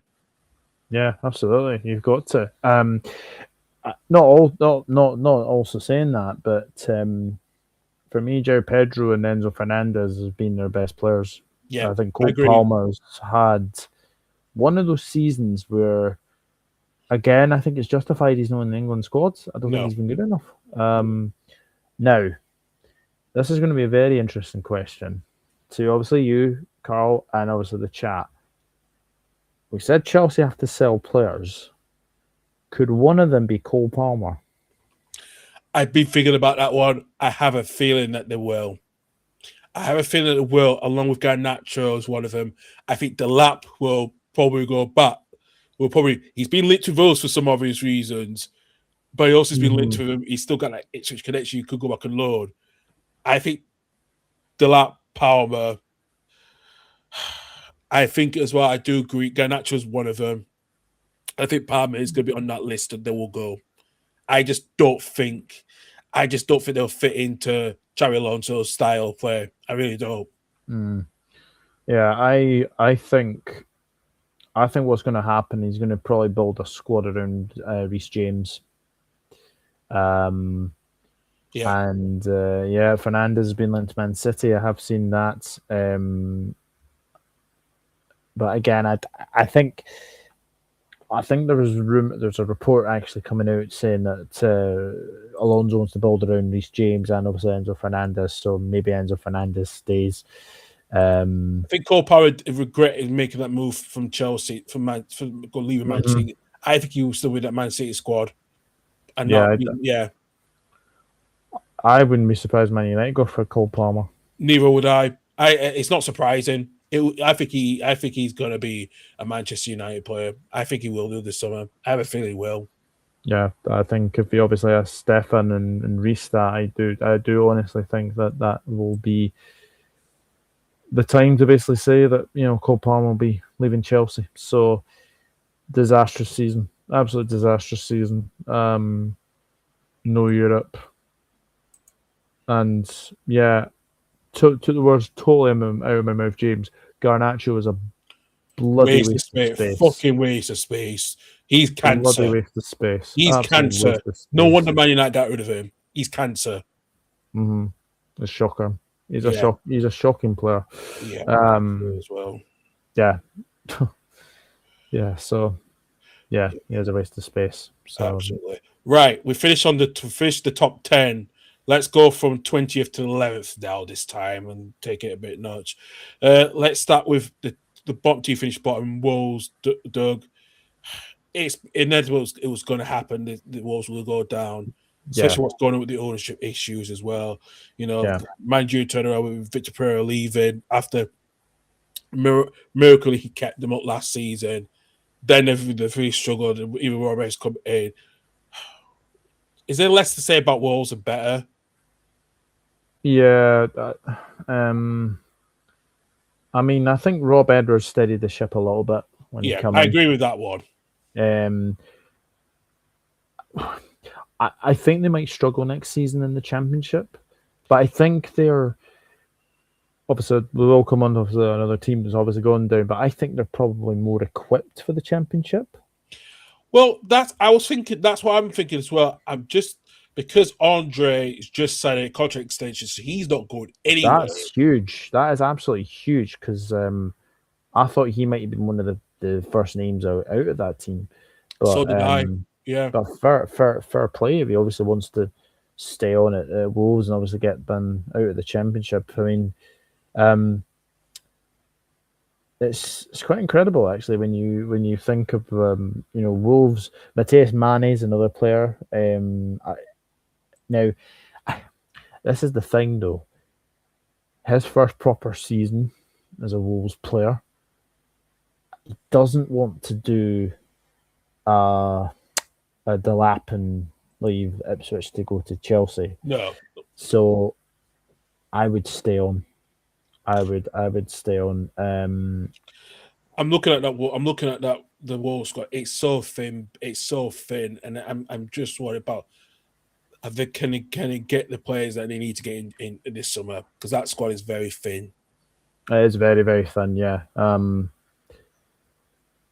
there's a lot of talk that they were going to be ending up as low as Derby's points total, but it didn't materialise in the end. And actually, it took them to the final day to obviously finish bottom because they actually did have a chance to usurp the 19th place team. So,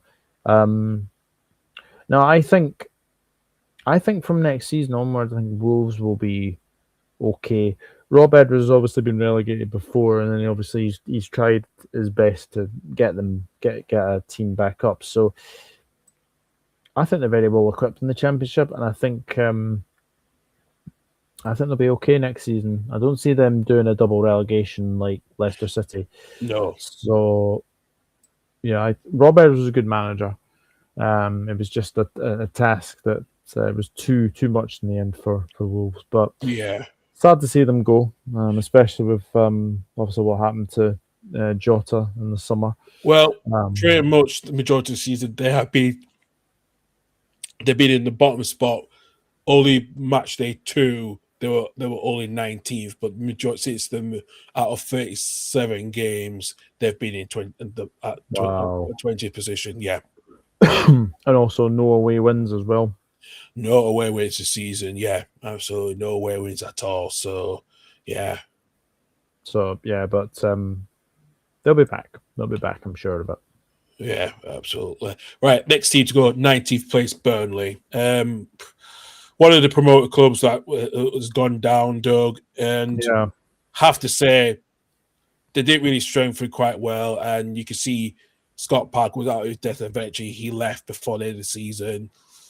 And can we see what does Burnley want in the future? Because I look at the transfer window this past summer. They only signed the players that was part of the team, that the 100 points team that got promoted last season. And especially they've lost James Trafford, who went back to Man City. They've had to bring in, Kyle Walker experience as well. Justin Ante on the permanent deal, Marcus Edwards, Zian Fleming. I'm not sorry to say they are basically championship players. That's all I can say as well. But yeah, what's your take on it? Yeah, I think Burnley. Hello, Mr. Russell. Hello, Therese. There he is. Hello, Mr. Russell. I'm going to say it again. Wolves are more equipped than Burnley are. Yeah, I agree. I'm going to say it. Burnley have now got their worst points total in Premier League history. Yeah, Scott Parker. Don't know what to say about Scott Parker. I thought for a bit of this season, I thought, right, he's learned his lesson. Nah. Same mistakes. Didn't buy enough. Spent a waste of money on Amit Broya, who was not even. Oh, that was shocking. Like, someone in the scouting department needs to be fired for that. Yeah, 100%. Because I don't know why they got in Broja at all.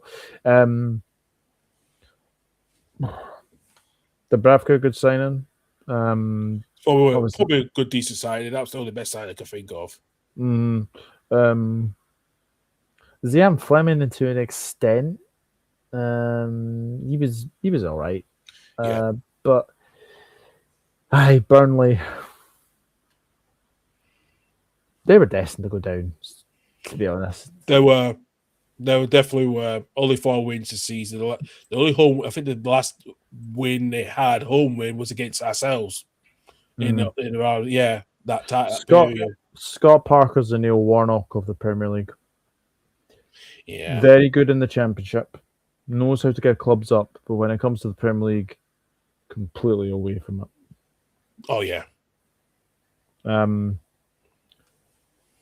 I think Burnley will struggle next season. I do as well. I think Steve will go. I wouldn't be surprised. Well, the thing is as well, they've not got a manager, Burnley. No, that's a question. Wolves have got Rob Edwards. Yeah. Burnley don't have anybody yet. So they need to sort that out quick. Oh, huge. They do need to sort it out. They do need to sort it out hugely. Because it ain't going to be what's his name, Mike Jackson. It's not going to be Mike Jackson. Yeah, no, Mike Jackson said he doesn't want to say he don't want to get involved, be the manager. He said that wholeheartedly. So yeah, it's a huge season. It's a huge summer for Burnley. It really is. Yeah, absolutely. Michael Brown says Wolves and Burnley are more equipped for the Championship than West Ham. As West Ham will have a bigger churn of players, plus West Ham will sell 150. Yeah, absolutely. Yeah. I think James Owen might be right. I have a feeling Mane will want to move. Would you take him at Everton, James? That's a good shout. But they got Tyler Dibblin, and also Tyreek George is going to be probably joining a permanent deal now. So Tyler Diblin's a weird one. They just completely went away. Obviously, Tyreek George as well is another one. But if you want someone who's like playing properly now, Matthias Mane for me would be a good signing for bottom half Premier League club, I would say. Yeah, right. Yeah, but that's not a bad shout actually. That's not a bad shout. Oh yeah, bloody Wolfsburg could be the relegation players. Bloody hell, Wolfsburg could be. My God! Wow, that's mental. That is very mental. I'm just seeing. I remember when Wolfsburg won the Bundesliga. Yeah, well, Partey have got 8 minutes to try to equalise because St. beat a winning 1-0. St. winning 1-0. St. Mirren beating Partey. Yeah. Wow. Yeah. That's crazy. It's crazy. It really is. It really is crazy as well. All right. James saying Burnley are looking at Bellamy? I was at some stage a couple of weeks ago, but I think Bellery's more tied to the Welsh national team now. I think I just don't see Bellamy trying to split his job. I don't think it's going to happen. It's not going to be Stevie G. That's just agent talk, apparently. He said he would take money, but Could be another Dublin situation. Yeah. Okay, Volks have been down to 10 minutes since the 16th minute. Bloody hell. Okay, then. Wow. Blimey. Yeah. Wow. Yeah, I know we've gone on a bit of a tangent, obviously, with the playoffs, but my, Wolfsburg. I remember when they won the Bundesliga in like 08-09, Dzeko at the heart of that strike. I saw that team, yeah. There was that other brilliant Brazilian player that he played alongside him as well, actually was really good as well. Oh, yeah. Not my card. No, that's what I was thinking. Zeriberto, that's it. Zeriberto, yeah. Zeriberto and Dzeko up front. I remember that. Yeah. Wow. Yeah, that's crazy. That's crazy if they go down. It's crazy. It just goes Diego, that's it. Thank you, Reese. I knew it's Diego, yeah. Don't forget about that. Yeah. Oh my God. It just goes to show that you're not too big to go down. No, absolutely not. We'll talk about the other team that nearly went down, but let's go talk about the last team that did go down, which is West Ham, Doug. We're hearing rumours this earlier today that Nuno might not want to continue the job, and we'll discuss that another day. But what a mess it has been for West Ham, and it's been coming for quite a while since they tried to pip over the cracks, especially with the ownership situation with David Sullivan. He's not been well liked by the fans, and with Karen Brady. Baroness Brady leaving as well too. It's been a mess for West Ham. It's been coming, especially the atmosphere around the fan. It's been toxic since they moved to London Stadium, but this is more toxic than it has been as well. Gives you a take on West Ham. The the season, especially Graham Potter coming in and Newlook trying to come in as well. Newlook coming in and save the club. Graham Potter, Jesus, I forgot about that. Yeah, how can Graham Potter go from West Ham to the Sweden job? I know that's still, and he's still got them to the World Cup I know. through the playoffs. Yeah, Absolutely mental. Not bad for a team that finished bottom of their group. I know. Yeah, West Ham. Too many players come in. Didn't really gel. No. Tati Castellanos. Castellanos, yeah. Had they played him through the start of the season, I think he would have got more goals than he did. I would agree as well too, because I remember he was linked with Leeds a couple of seasons ago. And I thought, because he went to Lazio. I think his Lazio, he didn't score much at Lazio, but I know he did actually. He scored 10 goals in 24-25. And do you know what, James? You hit the nail on the head. This is what me, Doug, and Stefan was saying on today in our group chat. We think that Scott Parker thing is just I honestly think he is as West Ham as they come for me. Yeah. I will say this now though. Jared Bowen is not going anywhere. I can't see him leaving now. I think at his age and what West Ham wants, I just don't think they will lower it. Yeah. Yeah, I think Jared Bowen is going to stay there. The worst thing about it is they've got players to come back. Now, James Ward-Prowse is coming back. Yep. And also Nicholas Fulkrug. Yeah. Oh my God. Even Edison is coming back as well. Edison Alvarez as well. Maxwell Cornet. Yeah. And I just look at that squad like, who would stay on in that team? I think Hermansen will stay on. Areola will leave. I can see El Hadji Magic Doof go in. I really do. I can see Matheus Fernandes. He's going to be a big one. Matheus Fernandes, I think he's almost certain. I think to be going to Manchester United. Yeah, I agree with that as well. Great player. Will they give a Maripanos? Yeah, I agree. I think Maripanos will go. Yeah. And Alvarez will go. Edison Alvarez will go as well. Yeah. Yeah. Souček maybe stay on? Yes. I've been hearing he wants to stay on. I've seen him. Yeah. I think that the way he said on his social media, he feels like he wants to stay on, so I think he's staying. He will score goals in the Championship. I'm pretty sure of that. He will score goals in the Championship. I think he is a really good player, just so check. And obviously we'll see him at the World Cup. Well, obviously, with Czechia. But I look at that West Ham side. Somerville could be an interesting one. Well, he's not coming back to Leeds. He's not coming back to Leeds the way we've treated him. I think his attitude. We question his attitude. He burned his bridges. So the way So Somerville will go. Yeah, it's a mess. And as Michael said earlier, that they've got 150 million of assets to sell on. Could be very, very interesting, to say the very, very least. Yeah, it will be interesting. It will be, because I just feel like I think ever since they've not spent wisely after selling Declan Rice, and I think this has been coming the way of recruitment. And I think, like I said, that David Sullivan is being it's been critical, very critical for fans, and it's a question now who takes over the stake. The 25% stake of the state of the David Gold family.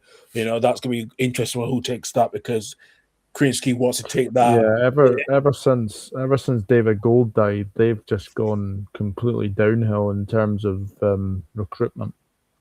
Oh yeah, Yeah, they have really gone down in terms of recruitment. So yeah, there is. Yeah, And you have to question as well why Baroness Brady left as well. I think I know the reason now because so there was some stories coming out with David Sullivan's recent. He had an injunction that was he had an injunction, so it's been. I think it was lifted for some allegations, which I think now there's been questions about that one now. So we'll wait and see what happens, but it has been shut up because I think Carrie Brady had to deal with all the crap that she had to pick up the pieces. So yeah, I think it's been coming. It's been coming, so yeah. Yeah, but also, this is the first season in its 138-year history that the English top flight will have no club beginning with W. I could not believe that when you said that. I thought, whoa, are you? Yeah, 130. There's no team beginning with a W. Bloody hell, fire! Yeah. So that is that is some stat to basically say that, but it's crazy. But it's true. It is true. It's true. It's true. Like I said, I think Brady. I think she got tired so much. I like what Michael's just said. Michael Brown's just said they've wasted so much money on strikers, and they didn't even ruin their careers as well. Sorry, because at least he redeemed himself at Atalanta because he's been better for them. But Hallier leaving to go to Ajax, and my God, like that's gonna be fire. That's gonna be fireball. I'll say this now. I don't know if it's going to happen. But bookmark this: Southampton Middlesbrough first game of the season. Yeah. West Ham Millwall. Yeah, that's what I was thinking as well. Oh my God, that's gonna be every single police force in the UK have to come and manage that game because that one's gonna be fire. There's gonna be some destruction. There's gonna be chaos. Reese. That's terrible. Yeah. Oh God. Yeah. Oh no! I was comment up. Actually, let me see if it. This one. That one. It's a W for the Oh God. Oh God. I've just seen as well. Hello, Andrew Quinn. Hope you're all right. Apparently, Liverpool looking German sensation Horne. I don't know. Hang on. Horne. I've seen something about that. He's at Heaven Berlin, isn't he? Mm-hmm. Yeah. West Ham Millwall recreating Green Street. Yes. Yeah. That's Elcon. Yeah, I've got it. Kenny Elcon. Yeah. He's been that Germany, one of the German Wonder Kids that's been talked about quite a little bit as well. So yeah, you need the army for that one. Yeah, for your right, James. You need it. Yeah.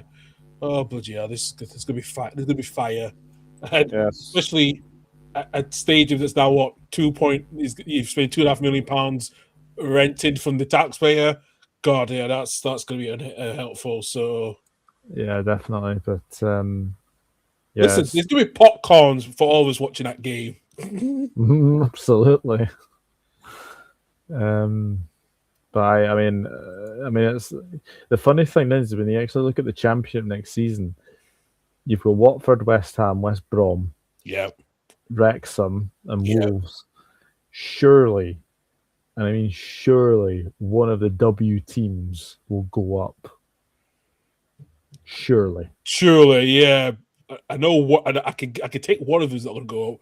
Watford, that ain't going to happen. No, absolutely not. Wrexham on the fence if they spend a bit more money, if they spend some more money again.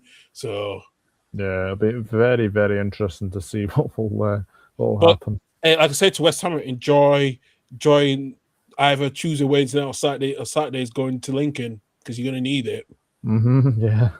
Yeah. Who would have thought that? I mean,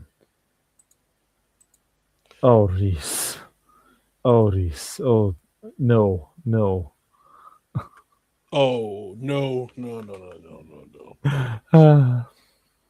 What are the teams that begin with L? Lincoln, Lincoln. Oh god, I'm going to get this up now because this is actually. Oh my god! Hang on a second. Right, championship. Oh God. Has Reese turned into me with all these dad jokes? No, not really. I think he's way above you ever since. It's more of an ADHD type jokes now. So that's all I can say with that one. WNLRD. I like that. Let me see. Oops, Let me Daisy. see. Right. Um, So you got Michael. it's only Lincoln's. That's only team. That's yeah. So All right. So Derby's in the Championship. Portsmouth, Southampton, Burnley, Blackburn, Welsh Derby's Cardiff, Swansea, and Wrexham. London Yeah. Derby's West Ham, QPR, Charlton, Millwall. bloody hell. Okay then. Yeah. Tell you something. That's It's gonna be a some championship season. fireballs, loads of fireballs. Let me tell you that one. Fireball. Yeah, that's gonna be that. Yeah, that's definitely gonna be that. Oh my god! Oh dear. Right, let's move on to the team that's just stayed up. Just you could have been bantered to see them go down, but stayed up. 2 seasons in a row is embarrassing. Yeah, let's go to Tottenham Hotspur. How have they got so close? It took them to the last day of the season to stay up. Last day of the season to stay up. I mean, no home win until yesterday, and since the 6th of December 2025. Give credit to De Zerbi, because I think he's what they needed. And he's got his £10 million bonus as well. So I mean, Igor Tudor was a total disaster. he was a wank of the way he treated Krinsky as well.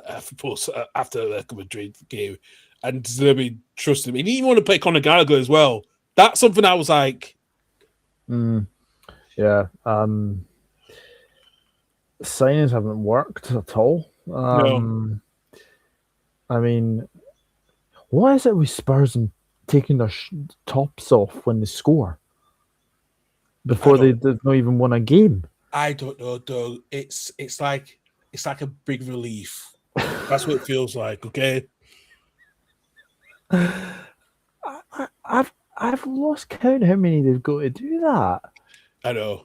Like, I remember it was one too many, right? Yeah, I remember we beat Spurs 4-3 at Anfield when Richarlison scored. He took his top off, and then, God rest his soul, Jota scored in the 90th plus 4th minute. Now, I'm in a group chat with a couple of Man United supporters, a City supporter, and a Spurs supporter. He is very relieved that they've stayed up because I've got to say they were an embarrassment all season, Tottenham. Yeah. An absolute embarrassment. Tottenham Hotspur should not be finishing 17th in consecutive seasons. It's just not good enough. Now, with obviously them being, staying up, De Zerbi will get a full pre-season. He'll get chances to get his own players in. It's going to be huge turnover at Spurs this summer, and I can name which ones are going to go. I think Vakayo will go. I think Romero's definitely gone. Oh, Romero's an absolute disgrace. Bissouma's is only his last year of contract. He's going. I think Conor Gallagher gets chance. I don't care what Tim Shearer said this morning. But I was for what are you talking? He should go. No, I think he's yeah.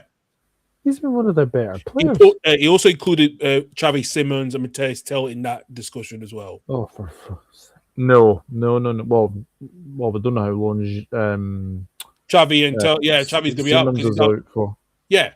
So no, there's gonna be huge, and even I think Benta could go. And Richarlison will go. Tell, I think he gets another season, but Colin Murray, he can get going because I'm just Yeah. Oh, Samara have beaten Partick. Yeah, they've beaten. Yeah, that's done. It's full to So we have stayed up for another season. And Reece says, I think they loan Mikey Moore again. I agree. I don't think he gets in that Spurs side. No. It's got to be so much better. So much better. I think next season will be all basically about claiming the table for me. Yeah. As you say, it's going to be a big turnover for sure. I think it's been a mess because of the management upstairs, and especially with Daniel Levy going after the summer transfer window. Yeah, I think Spurs need to stop having this wage structure and start spending big money on players that are worth the wages, because you can't run the club like this much longer. I'm sorry, but the way Spurs went down, nearly 50 years that would have been embarrassment of the last time they got relegated. That's how so much is. I think De Zerbi will have his say. It's like, and we need to start spending big now. No screw ups and nothing, because the club needs to change its ways, because they've been running in the Daniel Levy stuff for such a long time, and it's look where it is now. Of the stagnation has gone. It slowly was coming down. And not replacing Harry Kane, not replacing Son. I can name a lot of things, and I think that's been the issue. I think Cole Morani has been a waste of loan fee money. I think they spent £5 million, £1 million. No, it's about £5 million loan fee, and no wonder he's lost himself after he made that big move to PSG. Mm-hmm. Yeah, no, I think. I mean, as I said, they've got to be better next season. Jamie O'Hara. Yeah. Did you see what he said about Hayden Hackney? No, but I would be surprised he says it's controversial. He said he wouldn't take Hayden Hackney at Tottenham. That is one player that will improve your side. Yeah, instantly. I agree. I do agree. I think Hayden Hackney does improve your side. Like, he's definitely going to move on from Middlesbrough. There's no denying that. No, exactly. If you build around James Maddison, then I think you do pretty well. You see, that was another name that Tim Sherwood put and said he should go. That's ridiculous. Why? It's James, Tim Sherwood crying out loud. Yeah. I mean, it's interesting summer ahead for Spurs, but I think they have to improve next season. Thank you, Reece. 100% agree. 100% agree. Yeah, embarrassing. Finishing 17th is embarrassing, and I think the celebrations yesterday were even worse. What the fuck was Vicario doing? I don't know. Don't worry, Vicario knows that if I hug De Zerbi, he'll let me stay for another season just to get me through. But Vicario has been a waste of space. He definitely will. He's going back to Italy this summer. So I will say though, Kinski, he is certainly made up for what happened in Madrid. I can't. The way Igor Tudor just gave him a shoulder. That was shocking management. Especially to a manager that's never managed England. You brought him in, what was he going to do? Mm-hmm. Yeah. That was one of a number of decisions that was dreadful. And also dropping Conor Gallagher when he joined. He didn't favour Gallagher. It was baffling. Yeah, Igor Tudor was never going to work out. So the fact that obviously De Zerbi's kept them up is very, very good. He'll go away. He'll go regroup. And I think Spurs will be better under De Zerbi next season, and they have to be better. Yeah, it was a big gamble Spurs had to do to get De Zerbi, to try to change his mind, because he said he was going to wait till the end of the season, but coming in. Still haven't forgiven of obviously, defending Mr. Mason Greenwood. Yeah, I know. But, he's got to prove. If he better not bring Mason Greenwood in the summer, because if he considers Jesus Christ, that's going to be a lot of backlash. I think me and Mr. Russell would have words to say about that. So will I, Mm. because I know Mason's family still live in Bradford, and they're not too far from my hometown. Oh, So do they? everyone Right. know. Oh God. Interesting. Yeah, it's very interesting as well. Just checking the Paderborn Wolfsburg score. That game must be done. 120th minute. Bloody hell. This is going to penalties, isn't it? No. Because what's the score in the aggregate? It's 2-1 to Paderborn on aggregate. It was 0-0. Bloody hell, so Wolfsburg could go down. My Mm-hmm. God. They're not going to get nothing out now this game. Nope. No, absolutely not. Right, move on to 16th place, Nottingham Forest. Nottingham Forest were the first team ever in the Premier League to have 4 different managers. Yeah. Where do we start? I don't even know. I don't want to know. I mean, Nuno lasted how long? 3 games? 3 games, yeah. And Sanj was 8 games? 8, yeah. Including a defeat to Swansea. Then it was Deitch. Yeah. He didn't last too long. And he went after lose. I think it was after the Everton game, after Everton Nottingham Forest game. Yeah. Mm-hmm. So and still made the Europa League semi-final. And Vitor Pereira, who obviously Mariakis has obviously worked with him before. So yeah, very strange season. I will say though, I do think Morgan Gibbs White can feel a little bit hard done by. Thank you. Yeah, he should have been. Yeah, I don't know why he chose over Johnny Henderson over Morgan Gibbs White. I did not get that. Is he their top scorer? Yes. Yeah. 15 goals this season in the Premier League. 15 goal involvements. Yeah, he's been very, very good. I think Igor Jesus has been very, very good. Good side. He's been a good side, especially the missing Chris Wood was out for majority of the season. Yeah. I will say though, you don't need 4 goalkeepers. Nope. Like what the hell?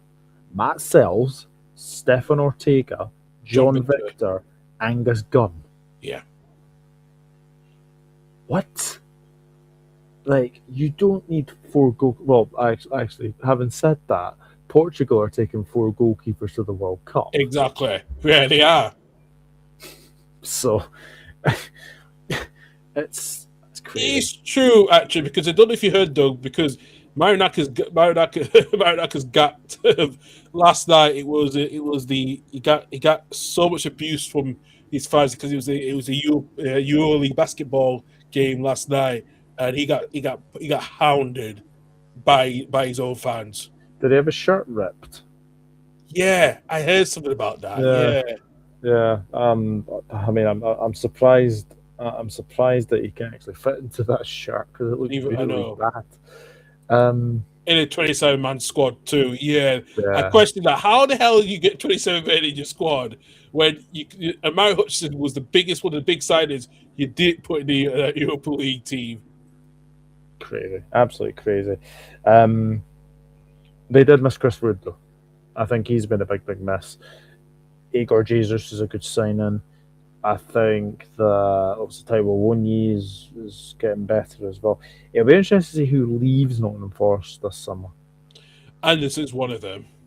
Anderson, yeah. Does Gibbs White go? I think he does. Oh, 20 months. Bloody hell, they chose 27 by Portugal. I thought it was for. You allowed to do that? I thought it was 26. He was 26. That's what I was thinking as well. So they're going to have to choose one player to. They're going to have to. Yeah. Right. Yeah. So yeah, Anderson Giswa will definitely go. That's one. That's definitely. And Wolfsburg down. Yeah, I agree with that one as well. Yeah. That's crazy. 2009, they were winning the Bundesliga, and now, 17 years later, they're relegated to the Bundesliga. I think Muriel just signed a new contract extension. I think, Yes, he Muriel. has. He did so. As I remember seeing that just last week. So The other thing as well, Milenkovic is a very good signing. yeah, No, like Forest, I mean, 4 managers is ridiculous, and they still managed to stay up. That's going to be a lot better next season for sure. oh yeah, it's got to be. They have to do a lot better. They have to do a lot better next season. They do actually. So right, let's go to the other team, Doug. And actually, this is my bus stop. So right, let's go to Leeds. Actually, no, Crystal Palace actually first before Leeds. Actually, before we get on to Palace now. They didn't actually get their 14th, 13th, or 12th place finish this season. That's mental. I know. Let's go to Crystal Palace, Doug. Despite everything that's happened, Oliver Glasner's leaving after this week coming up. Mm-hmm. It's just been a huge mess, especially at the start of the season for Palace, where they got disqualified from the Europa League after the ownership issue. They got decided to go down to the Conference League. They lose two of the key players, such as Eze and Gray. And it's been a bit of a disappointing season for Palace, despite they've done well in the European stages. It's been a disappointing season, especially got knocked out by Macclesfield in the 3rd round of the FA Cup. Yeah, they beat us in the bloody Community Shield, yeah, as well. So, no, I think it was very, very good to see that they're obviously getting the chance of another trophy tomorrow. Not tomorrow, Wednesday. Sorry. Yeah. Despite all that, they have a good season. Yeah. I think as well, I don't think they won a game after like a Conference League game. No, or something like that. Yeah. So again, the squad will be very interesting to see who sort of stays and who goes in that game. But if they win the Conference League, then that's very, very good, and then obviously they'll be rightfully back in the Europa League, to say the very, very least. So yeah, look, I think it's I think they've had an okay season. I wouldn't say it's a great season, but if they win the Conference League, and that goes from probably a not so great season to actually a very good season. Yeah, I agree with that one. I do agree with that one, and I think it's really the way they finished low to 15th is surprising because they're not usually in that bracket. They're really not. But yeah, really surprising at all. Right. Oh, actually, before we go, I don't think he's being treated properly at Palace. I think that ownership, you got that ownership issue that does it. And listen, I know Palace like to spend within their means, but in a way, you get someone like him that brought you your first major trophy in the club's history, not once but twice, and you could win a 3rd one after Wednesday. Yeah. Yeah. Do I think he was treated badly? I think there's maybe been signs he's wanting to get sacked. I agree with that to a certain extent. Yes, the way he ripped the club to shreds after when Gray was sold. Yes, the fact that he didn't sell Gui to us when he got that goodbye message video. Yeah.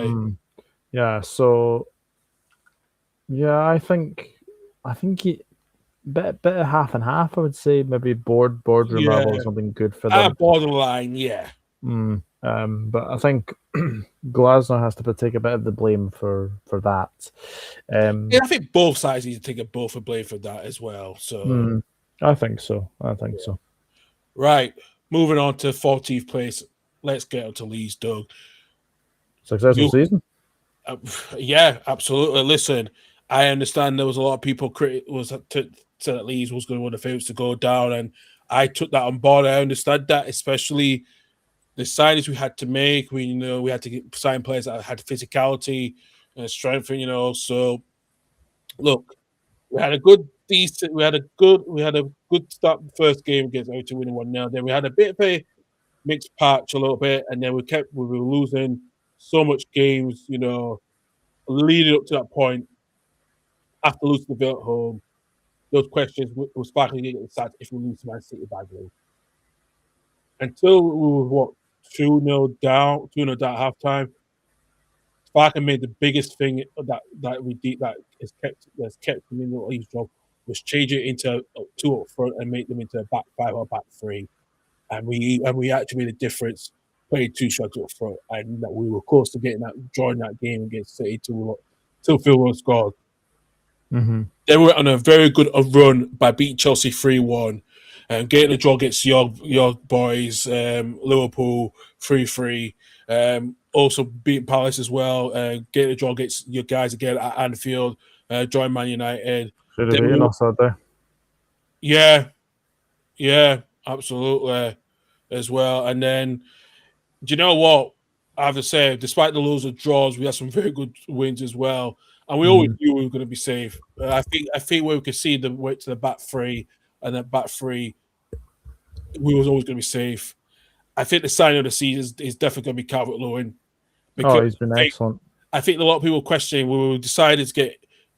I don't think he was the first choice. For what I remember, it was either him or Wilson, and people saying, Calvert-Lewin didn't score. He only scored 1 goal last season. The season at Everton wasn't the best, and scoring for 12, 13 goals, this season is tremendous for the team to stay up. And actually, and getting a draw against Chelsea as well, where yes, we lost to Sunderland, Man City, Sunderland. The biggest defeat we had was pretty much when we lost to Arsenal 4-0. Actually, that was the only thing other than West Ham yesterday. But it's been a good season for Leeds that be so straight for the tactics being spot on, nearly spot on, just grinding out the draws and that's it. And the winning at Old Trafford since 90, 81, 82. That was big. That was a big win. No, for me, successful season is basically staying in the league, and you've done that. I think as well, Farke deserves his flowers, because I was one of those ones that said earlier on the season that there was a lot of talk about his future. But do you know the one thing as well? You bought well. I think you bought well in the summer. I think we have done. I think Okafor getting 8 goals is survived. Nemke getting 6 goals. I think Biol's is be formidable in the centre back position. Yeah, and Stack has been one of my best buys this season. The way for a European League type player, and actually, I love this social media stuff because he's the jokes. I think that really helped the team just to play less fearful. That's something that was his, and he just made just got him with 5 goals this season as well. Yeah. Are you worried about second season syndrome? Listen, we're all going to worry about the second season syndrome. It's about spend with our means, but getting the right player, getting the right type of players that we need. I think we'll have to build around Ampadu, Biol, and definitely Calvert-Lewin up front. Really is. Big up, Rob. How you doing? I think that's something we will need to do. I think Gabriel Grimsey was a huge upgrade in the left back, better than Firpo. James Justin's been very good for £8 million. Yeah. Oh, Reece. Yeah. Reece, I think depends with because the SCRs now coming in. It's good for. I've seen what Prague Maffei just said in his statement today. We'll have to do well to be disciplined with our spending with our means. So that's going to be the vital part. If we can, like I said, we know some of the players on loan. Who do you see going then? Jack Harris is one. Yeah, Jack Harris is one. I think Meslier is already going to go. We already know what's happening. Wilfred Ononto is probably going to go because I don't think he can fit into the system. He's definitely going to go. Joe Peru is one of them. I think Dan James will go as well. It's more likely. I think we'll extend Pascal Strikes. He's got 1 year left on his contract. I think we'll extend it. I think Harrison is probably the one but it could stay or go. I think the other players that's on loan. Depends really if he has a good World Cup. Exactly. I think we'll see Joffrey will be joining Hull City on a permanent deal. Mateo Joseph, and I don't think he's had a future coming back into the squad. Ramazani is the one I would say that deserves another chance under Farker. Maxim Verber is going to go. So I think what we need to do now is we need to be disciplined, but get the right type of players that we did, continue that success, what we did on the players, continue that. I think what we have been hearing in the transfer window, and I know we were, I think the one thing is the centre-back position, and I know we are getting one of the players from Isaac Smith will go. Do you think you'll go for Harvey Elliott? Yes. I think Harvey Elliott is now got to be that name. It's got to be considered now in that Leeds United, in that squad. I think he has to be played. It'll be a huge upgrade. I think the players we have been linked with one, I would say, and I think we were linked with someone from Union Berlin. And I like the player because I think we was waiting till know what's happened. It's actually going to be Danilo Doki. That we have a chance that we can get him in. Get him in that back, centre back pairing with in that back three. I think he's that physicality we need. So time will tell. We will see, So yeah, but I think we know what we need to do in the transfer. I think we need another goalkeeper. I think Dallo will sign another contract. I think Dallo will sign another year contract. Yeah, he's been good. He's been good, especially with obviously Lucas Perry being there as well. So you've got two very good goalkeepers there. Yeah. So we need a goalkeeper. We'll need another centre back, which we'll do. Another midfielder to suit alongside, because Gruev is going to be leaving. I think Tanaka, he questioned himself if he was good enough because he's never played in the top flight before. I think Tanaka's still good enough. I think we need a backup for Gruev to play alongside with the midfield, and I think we need someone to play alongside Karl Lewis or upgrade Karl Lewis, play alongside him as well. So those are the big ones we need to do this summer. Yeah, and I think what what Michael's just said, we wouldn't pay £35 million. More than that. I wouldn't pay Harvey Elliott £35 million, more than £35 million. It's definitely lower than that. I've not heard. I've heard a lot less. I've heard a lot less as well. I've heard a lot less between. And I do agree with I do agree with. I think another two centre backs, 2 to 3 midfielders, another striker. I think that's something that we'll need to do. And I think that's why Leeds are going to be more disciplined. I think if Farker gets the back, because he should be backed out because he's in his last year of his contract now. Yeah, he needs to have the back because that 3-year project is now done. He needs a new project long term to guarantee him. If Farker does go, then you have to bring a manager in. You got Thomas Frank available. Big Ange is still out available. You need to make those decisions now. Of if Farker goes, you need to have a plan in place. But I think Farker will be there next season. Yeah, I think Farker will be there next season. And yeah, just to obviously say on Michael's comment, I've heard it's a lot less. Harvey Elliott clearly wants to go, and I don't think we're going to stand in his way. So I would not be surprised if it's the 20-25 million mark. And I think Leeds will pay in that ballpark a little bit around that figure. Yeah, so I think Harvey Elliott's going to go.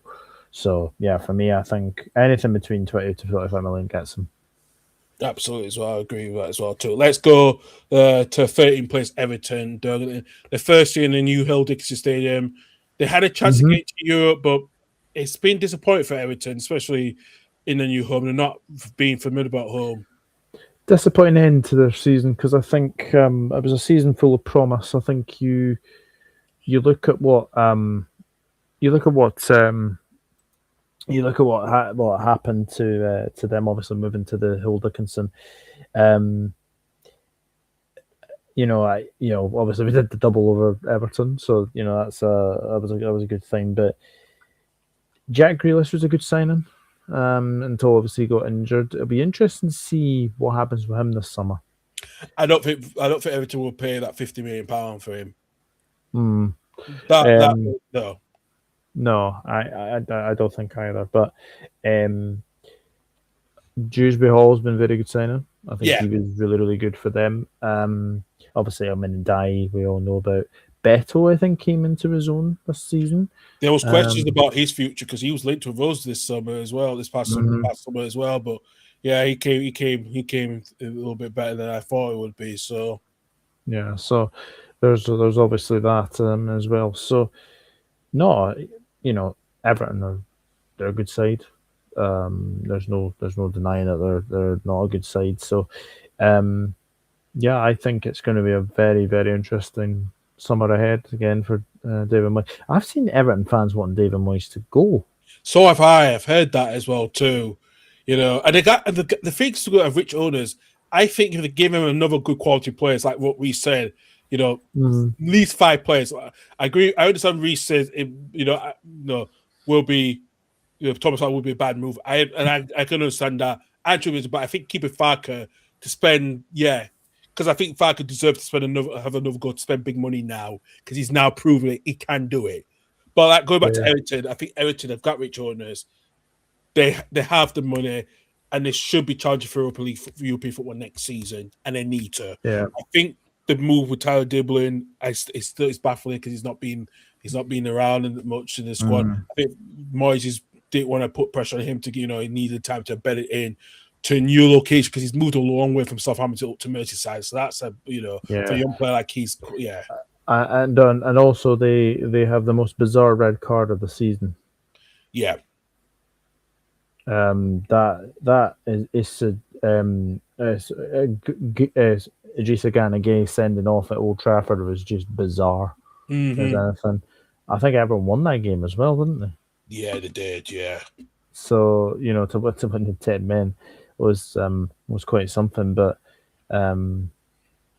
yeah, I think Everton fans can be a little bit disappointed with the way their season ended, but it's still a very good season for me because they were in the sort of the doldrums of potentially going down a couple of seasons ago. But Moyes has definitely steadied the ship, and I think if they give a good go of themselves in the market, I think they could be maybe top half. I think Leeds are going to be the 2 interesting clubs now of what they do, and I think that's why I would say I think that at the bottom side, other than the Spurs, I think it's going to be interesting what Everton Leeds do in the transfer window of getting the players. Yeah. I think Everton will spend at least roughly the same ballpark as us as well. So I think it's going to be interesting what happens. Yeah, definitely. So right, we've got 2 teams left to go as well, and Jason, he does need proof for he doesn't want. Yeah, that's 100% agreeable. I agree with that one as well. Yeah, I agree with that. So obviously, I know James doesn't call for managers' heads anyway. So no, it's that'd be stupid to get rid of David Moyes. Absolutely stupid. Yeah, it would be as well. Actually, right, we got 2 teams left. Doug, let's go to Newcastle, and this was a disaster for Newcastle this season on the transfer window, especially with the Isak drop saga as well. Yeah, that's actually a good point made. It could actually work at Everton, actually. It could, yeah. Yeah. But going to Newcastle, disaster season for anyhow. You know, they wasted £55 million plus on 2 players, one for Elanga, Wissa, who was barely fit at all. What can we say about Newcastle? Because this is a season now when your rival, your nearest rivals finish above you and did the double as well. Yeah. You've just probably said everything that has to be said about Newcastle. I can't see for the life of me how Eddie Howe continues as Newcastle manager. I'm surprised he's given another chance for the next season. I'm very surprised. Very surprised. Very surprised. Alanga is a waste of space. Yeah. I just do not get that signing at all. No. Why are they playing Voltemada as a bloody midfielder? That is the one that's still baffling me as well. It really is. Because he, no doubt about it in my mind, but Nick Voltemada is probably going to be the starting striker for Germany at the World Cup. Or Kai Havertz. That's why do you think Nagelsmann would be scratching their thinking? Why is he playing you? Why is Eddie playing you in the attacking midfield?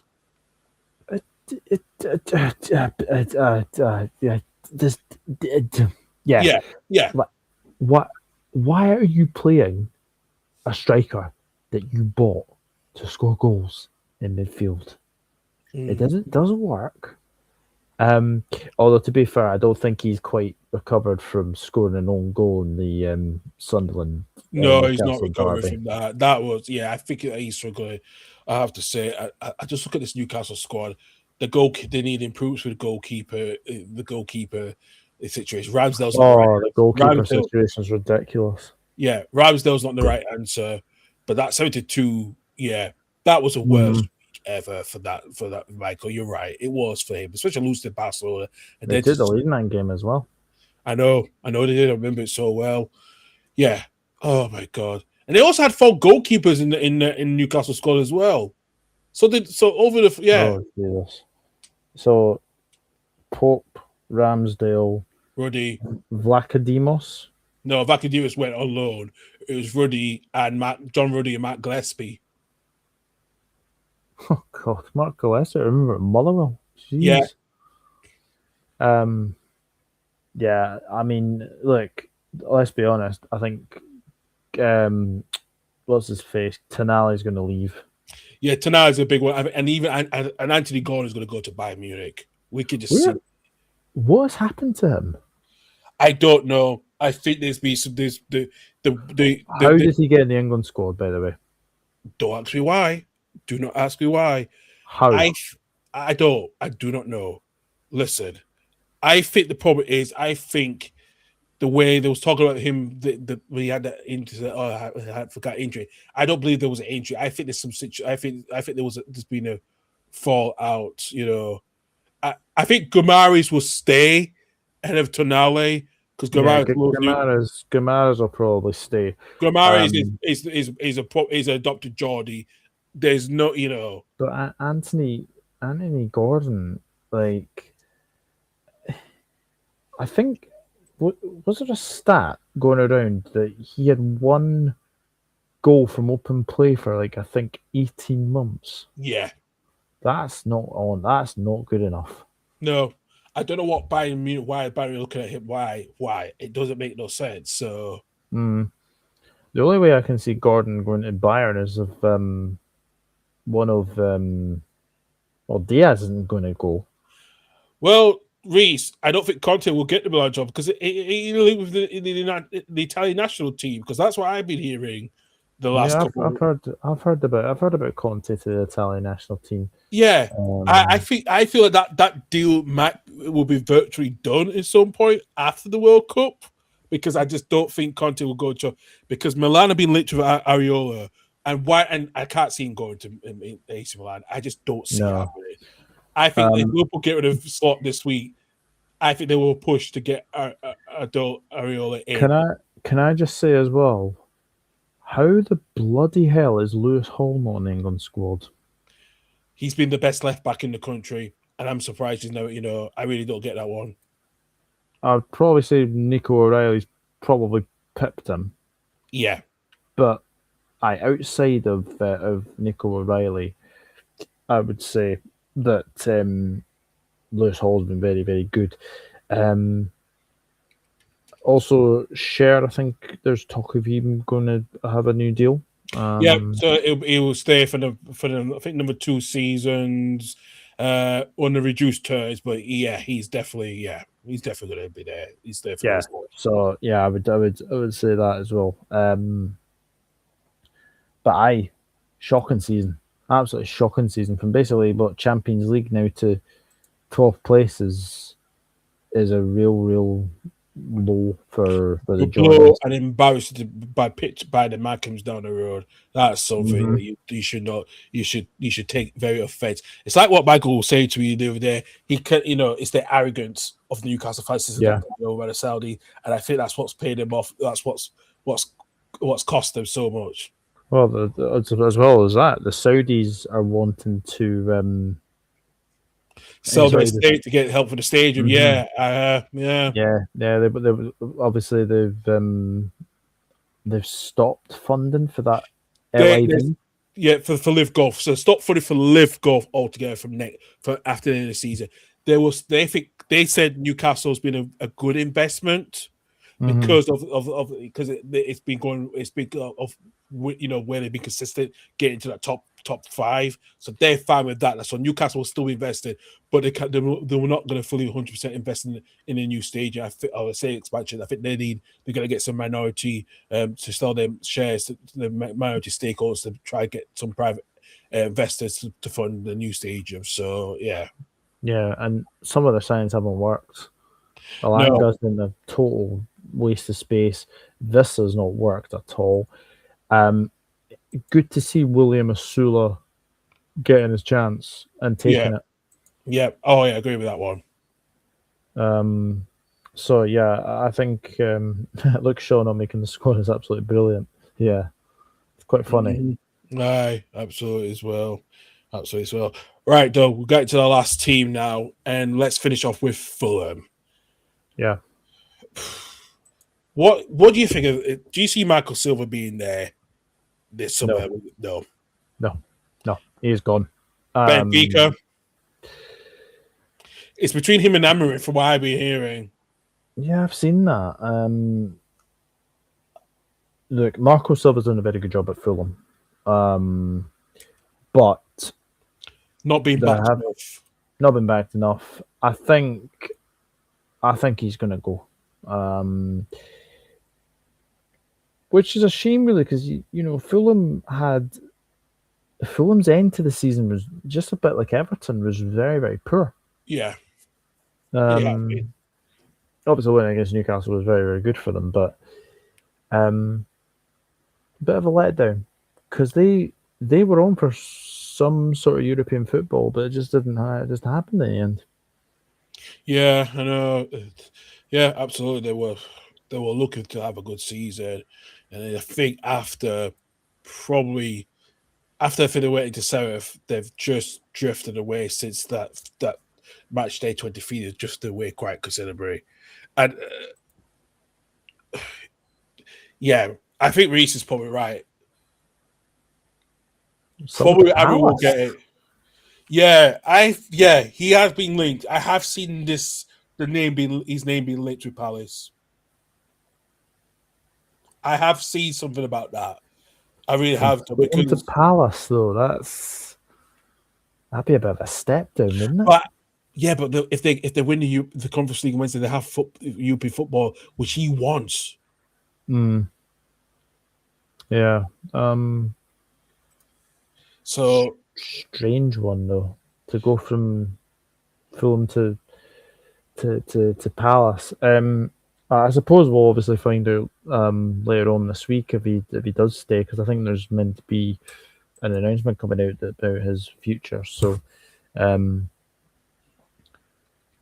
we'll say though, Harry Wilson's been very good for Fulham this season.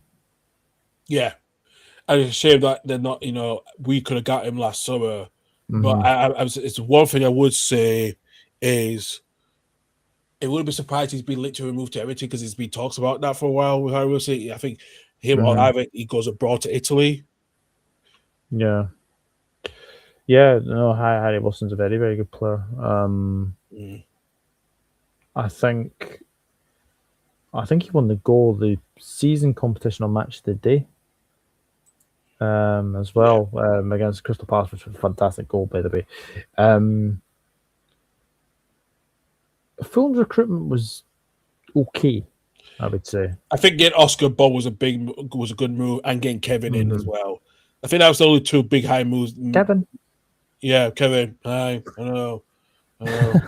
Rest in peace, Catherine O'Hara as well. Oh no, yeah, that was very very Well, sad when she passed away. it's gonna be weird watching a movie while she's not alive this year as well, because that's gonna be interesting. So, And same with what's his face, John Howard as well. oh yeah, that's true. Yeah, bloody hell. But yeah, I think Fulham's, like I said, is the most stable club with James Lloyd. So who comes in? That's a question. That is a question. Who comes in? Yeah, I don't know. I don't know who they could probably get. I mean, obviously we are talking obviously about really big relegations. What about what about the guy at Girona maybe? Yeah, that's a good question because they got relegated. So They got relegated, yeah. who's the? Is it Michelle? Yes, Michelle. Yeah, Michelle could be a good shout with that one. I'm just seeing who else is available as well, just to see here. Thomas Frank going across boundaries is not a bad idea. So That's a bad, yeah. Well, Fulham are that will Brentford's biggest rivals, aren't that will backlash. Trust me, it will backlash. Let me see. Ange? Yeah, I think Ange could consider that. Yeah, Ange as well. Probably another shout is one. It's Edin Terzic as well. Mm-hmm. Will be a good shout. I think that's only Nancy? Nancy. Oh, not a chance in hell with that one. If you still at Celtic, we would have bloody won the title on last Saturday. The Saturday before, I'm sorry. I'm sorry. It just came to my head. I know it did. I know it come to your head. I knew it would do. So the only I think that's the only manager. The one I could say is the former Moroccan manager, Regani, despite what the controversy happened in Morocco. I think those are the few managers will be in a shout at the moment with that one. So if Portugal. Oh yeah, because Terich is going to Bilbao next season. Yeah, sorry, Reese. But Sampoli is the only one free. Yeah. So Sampoli is still free. So Would Max Allegri come into the Premier League? I don't think so. No. Shut up about Steve Clark again. Steve Clark's extension signing extension with you lot. You Titan Army again. I don't know. I've not. I heard it is. Is it? Yep. Interesting. There is one name that could work, and you might be. I'm going to give it a work. He just won so many trophies at Flamengo and get the sack. Felipe Luis. Yeah. Think about it. Yeah, that is a shout. Fulham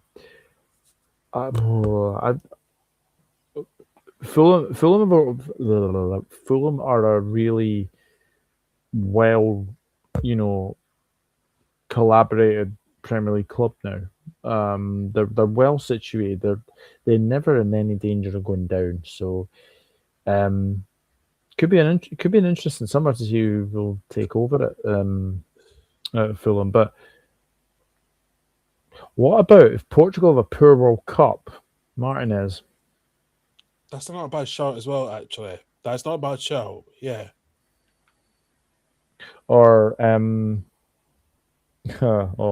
actually. Well, here's the thing. It might go to Atletico Madrid, but Ancelotti is signing that contract extension with Brazil. But I think Felipe Luis could make sense with the Atletico job. Depends, yeah. I'm just trying to think who else is available. Fulham be an interesting one to look ahead to. I think there's meant to be an announcement. Nuno going from West Ham to Fulham, could be interesting, yeah. Why not? Why not? Indeed. I'll say this now. Nuno will not be out of a job for too much longer if he does leave West Ham. No, that's a good point, actually. That is a good point. And he's Portuguese as well. Yeah, that is a good shout, actually, Doug. That is really a good shout. What if Jesse or Just last year, Igor both Saudi, if they both leave Saudi, that's a good point. That's another good point. Is that Simone Inzaghi? Yeah. Aye. That's a good point. There's a couple of good shouts there. Yeah. I'm just going to say I think if Nuno leaves West Ham, he goes to Fulham. Yeah, I think that will be the only favourite with that one. Yeah, I agree with that one.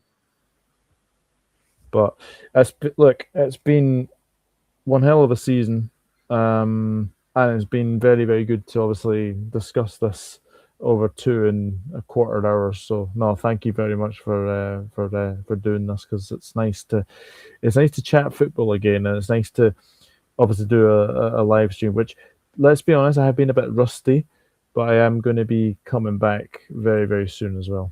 Yeah, absolutely as well.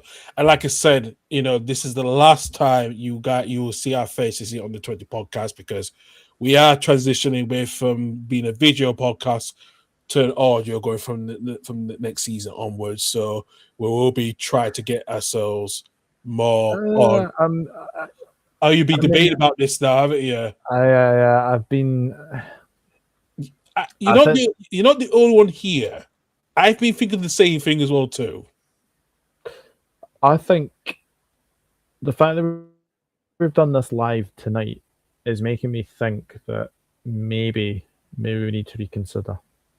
I think we do, because I still join our recordings regardless. I do as well. I still enjoy it. I just think, I have a feeling that we'll still be. I think we'll be back in the video format as well as audio format. I just don't see it. I just don't see us going on. Obviously, we can record and basically, put it to audio. We can do that as well. That's true. I want to get back. I need to get my channel's podcast sorted out, because I'm having a deep clean. Yeah,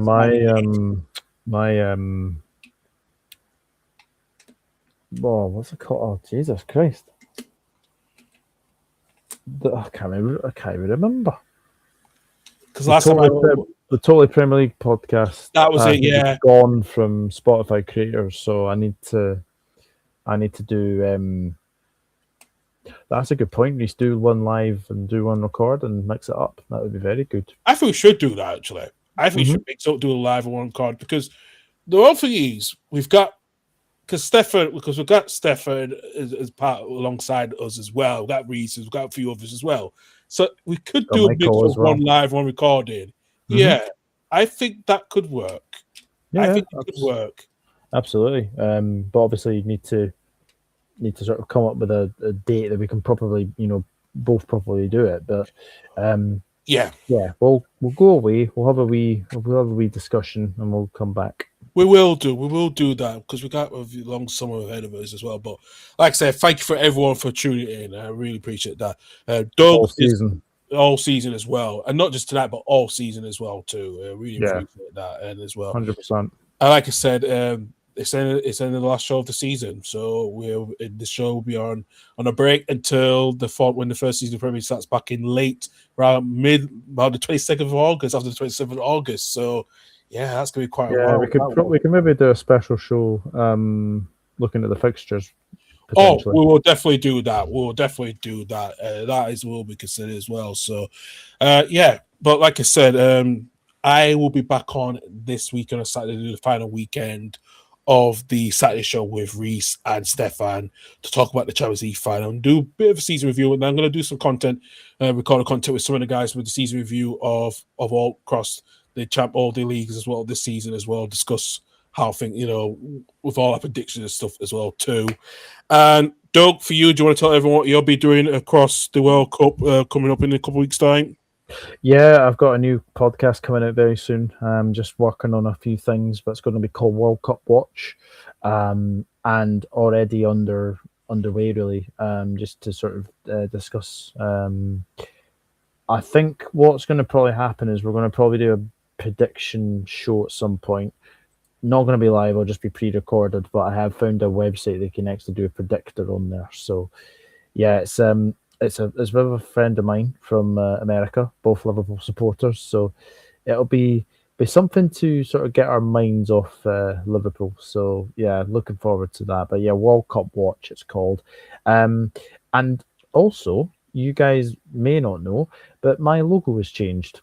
I've decided after 5-6 years of having the same logo, I wanted to change, and I actually think that the logo that I've got now really stands out now for the channel as a whole. Absolutely, indeed, as well. For myself, right, so I can tell you what Stefan's doing. Stefan, probably I will be doing, I know Doug won't be doing some of the live watch-ons due to that, but myself and Stefan will probably be in and out doing a bit of live watch-alongs. Not the late-night games, some of the games that is round, the time is manageable. Depends on my real-time work and stuff, so we'll be probably doing some of that during the course of the World Cup as well. Also, next season, as it was going back, we've got Nathan, joining us next Nathaniel. season. I know. Do you know what? Because I have a friend called Nathaniel that I grew up back in Huddersfield, so it's kind of, yeah, so just, it's a long night, Doug. It's really just, I've not done a live for over a week. I haven't done a live show for over a week, so I've been so busy with everything, so. It's understandable. Yeah, but Nathan will be joining us next season as one of our new pundits along the championship review with myself, Stefan, Michael, and Annie.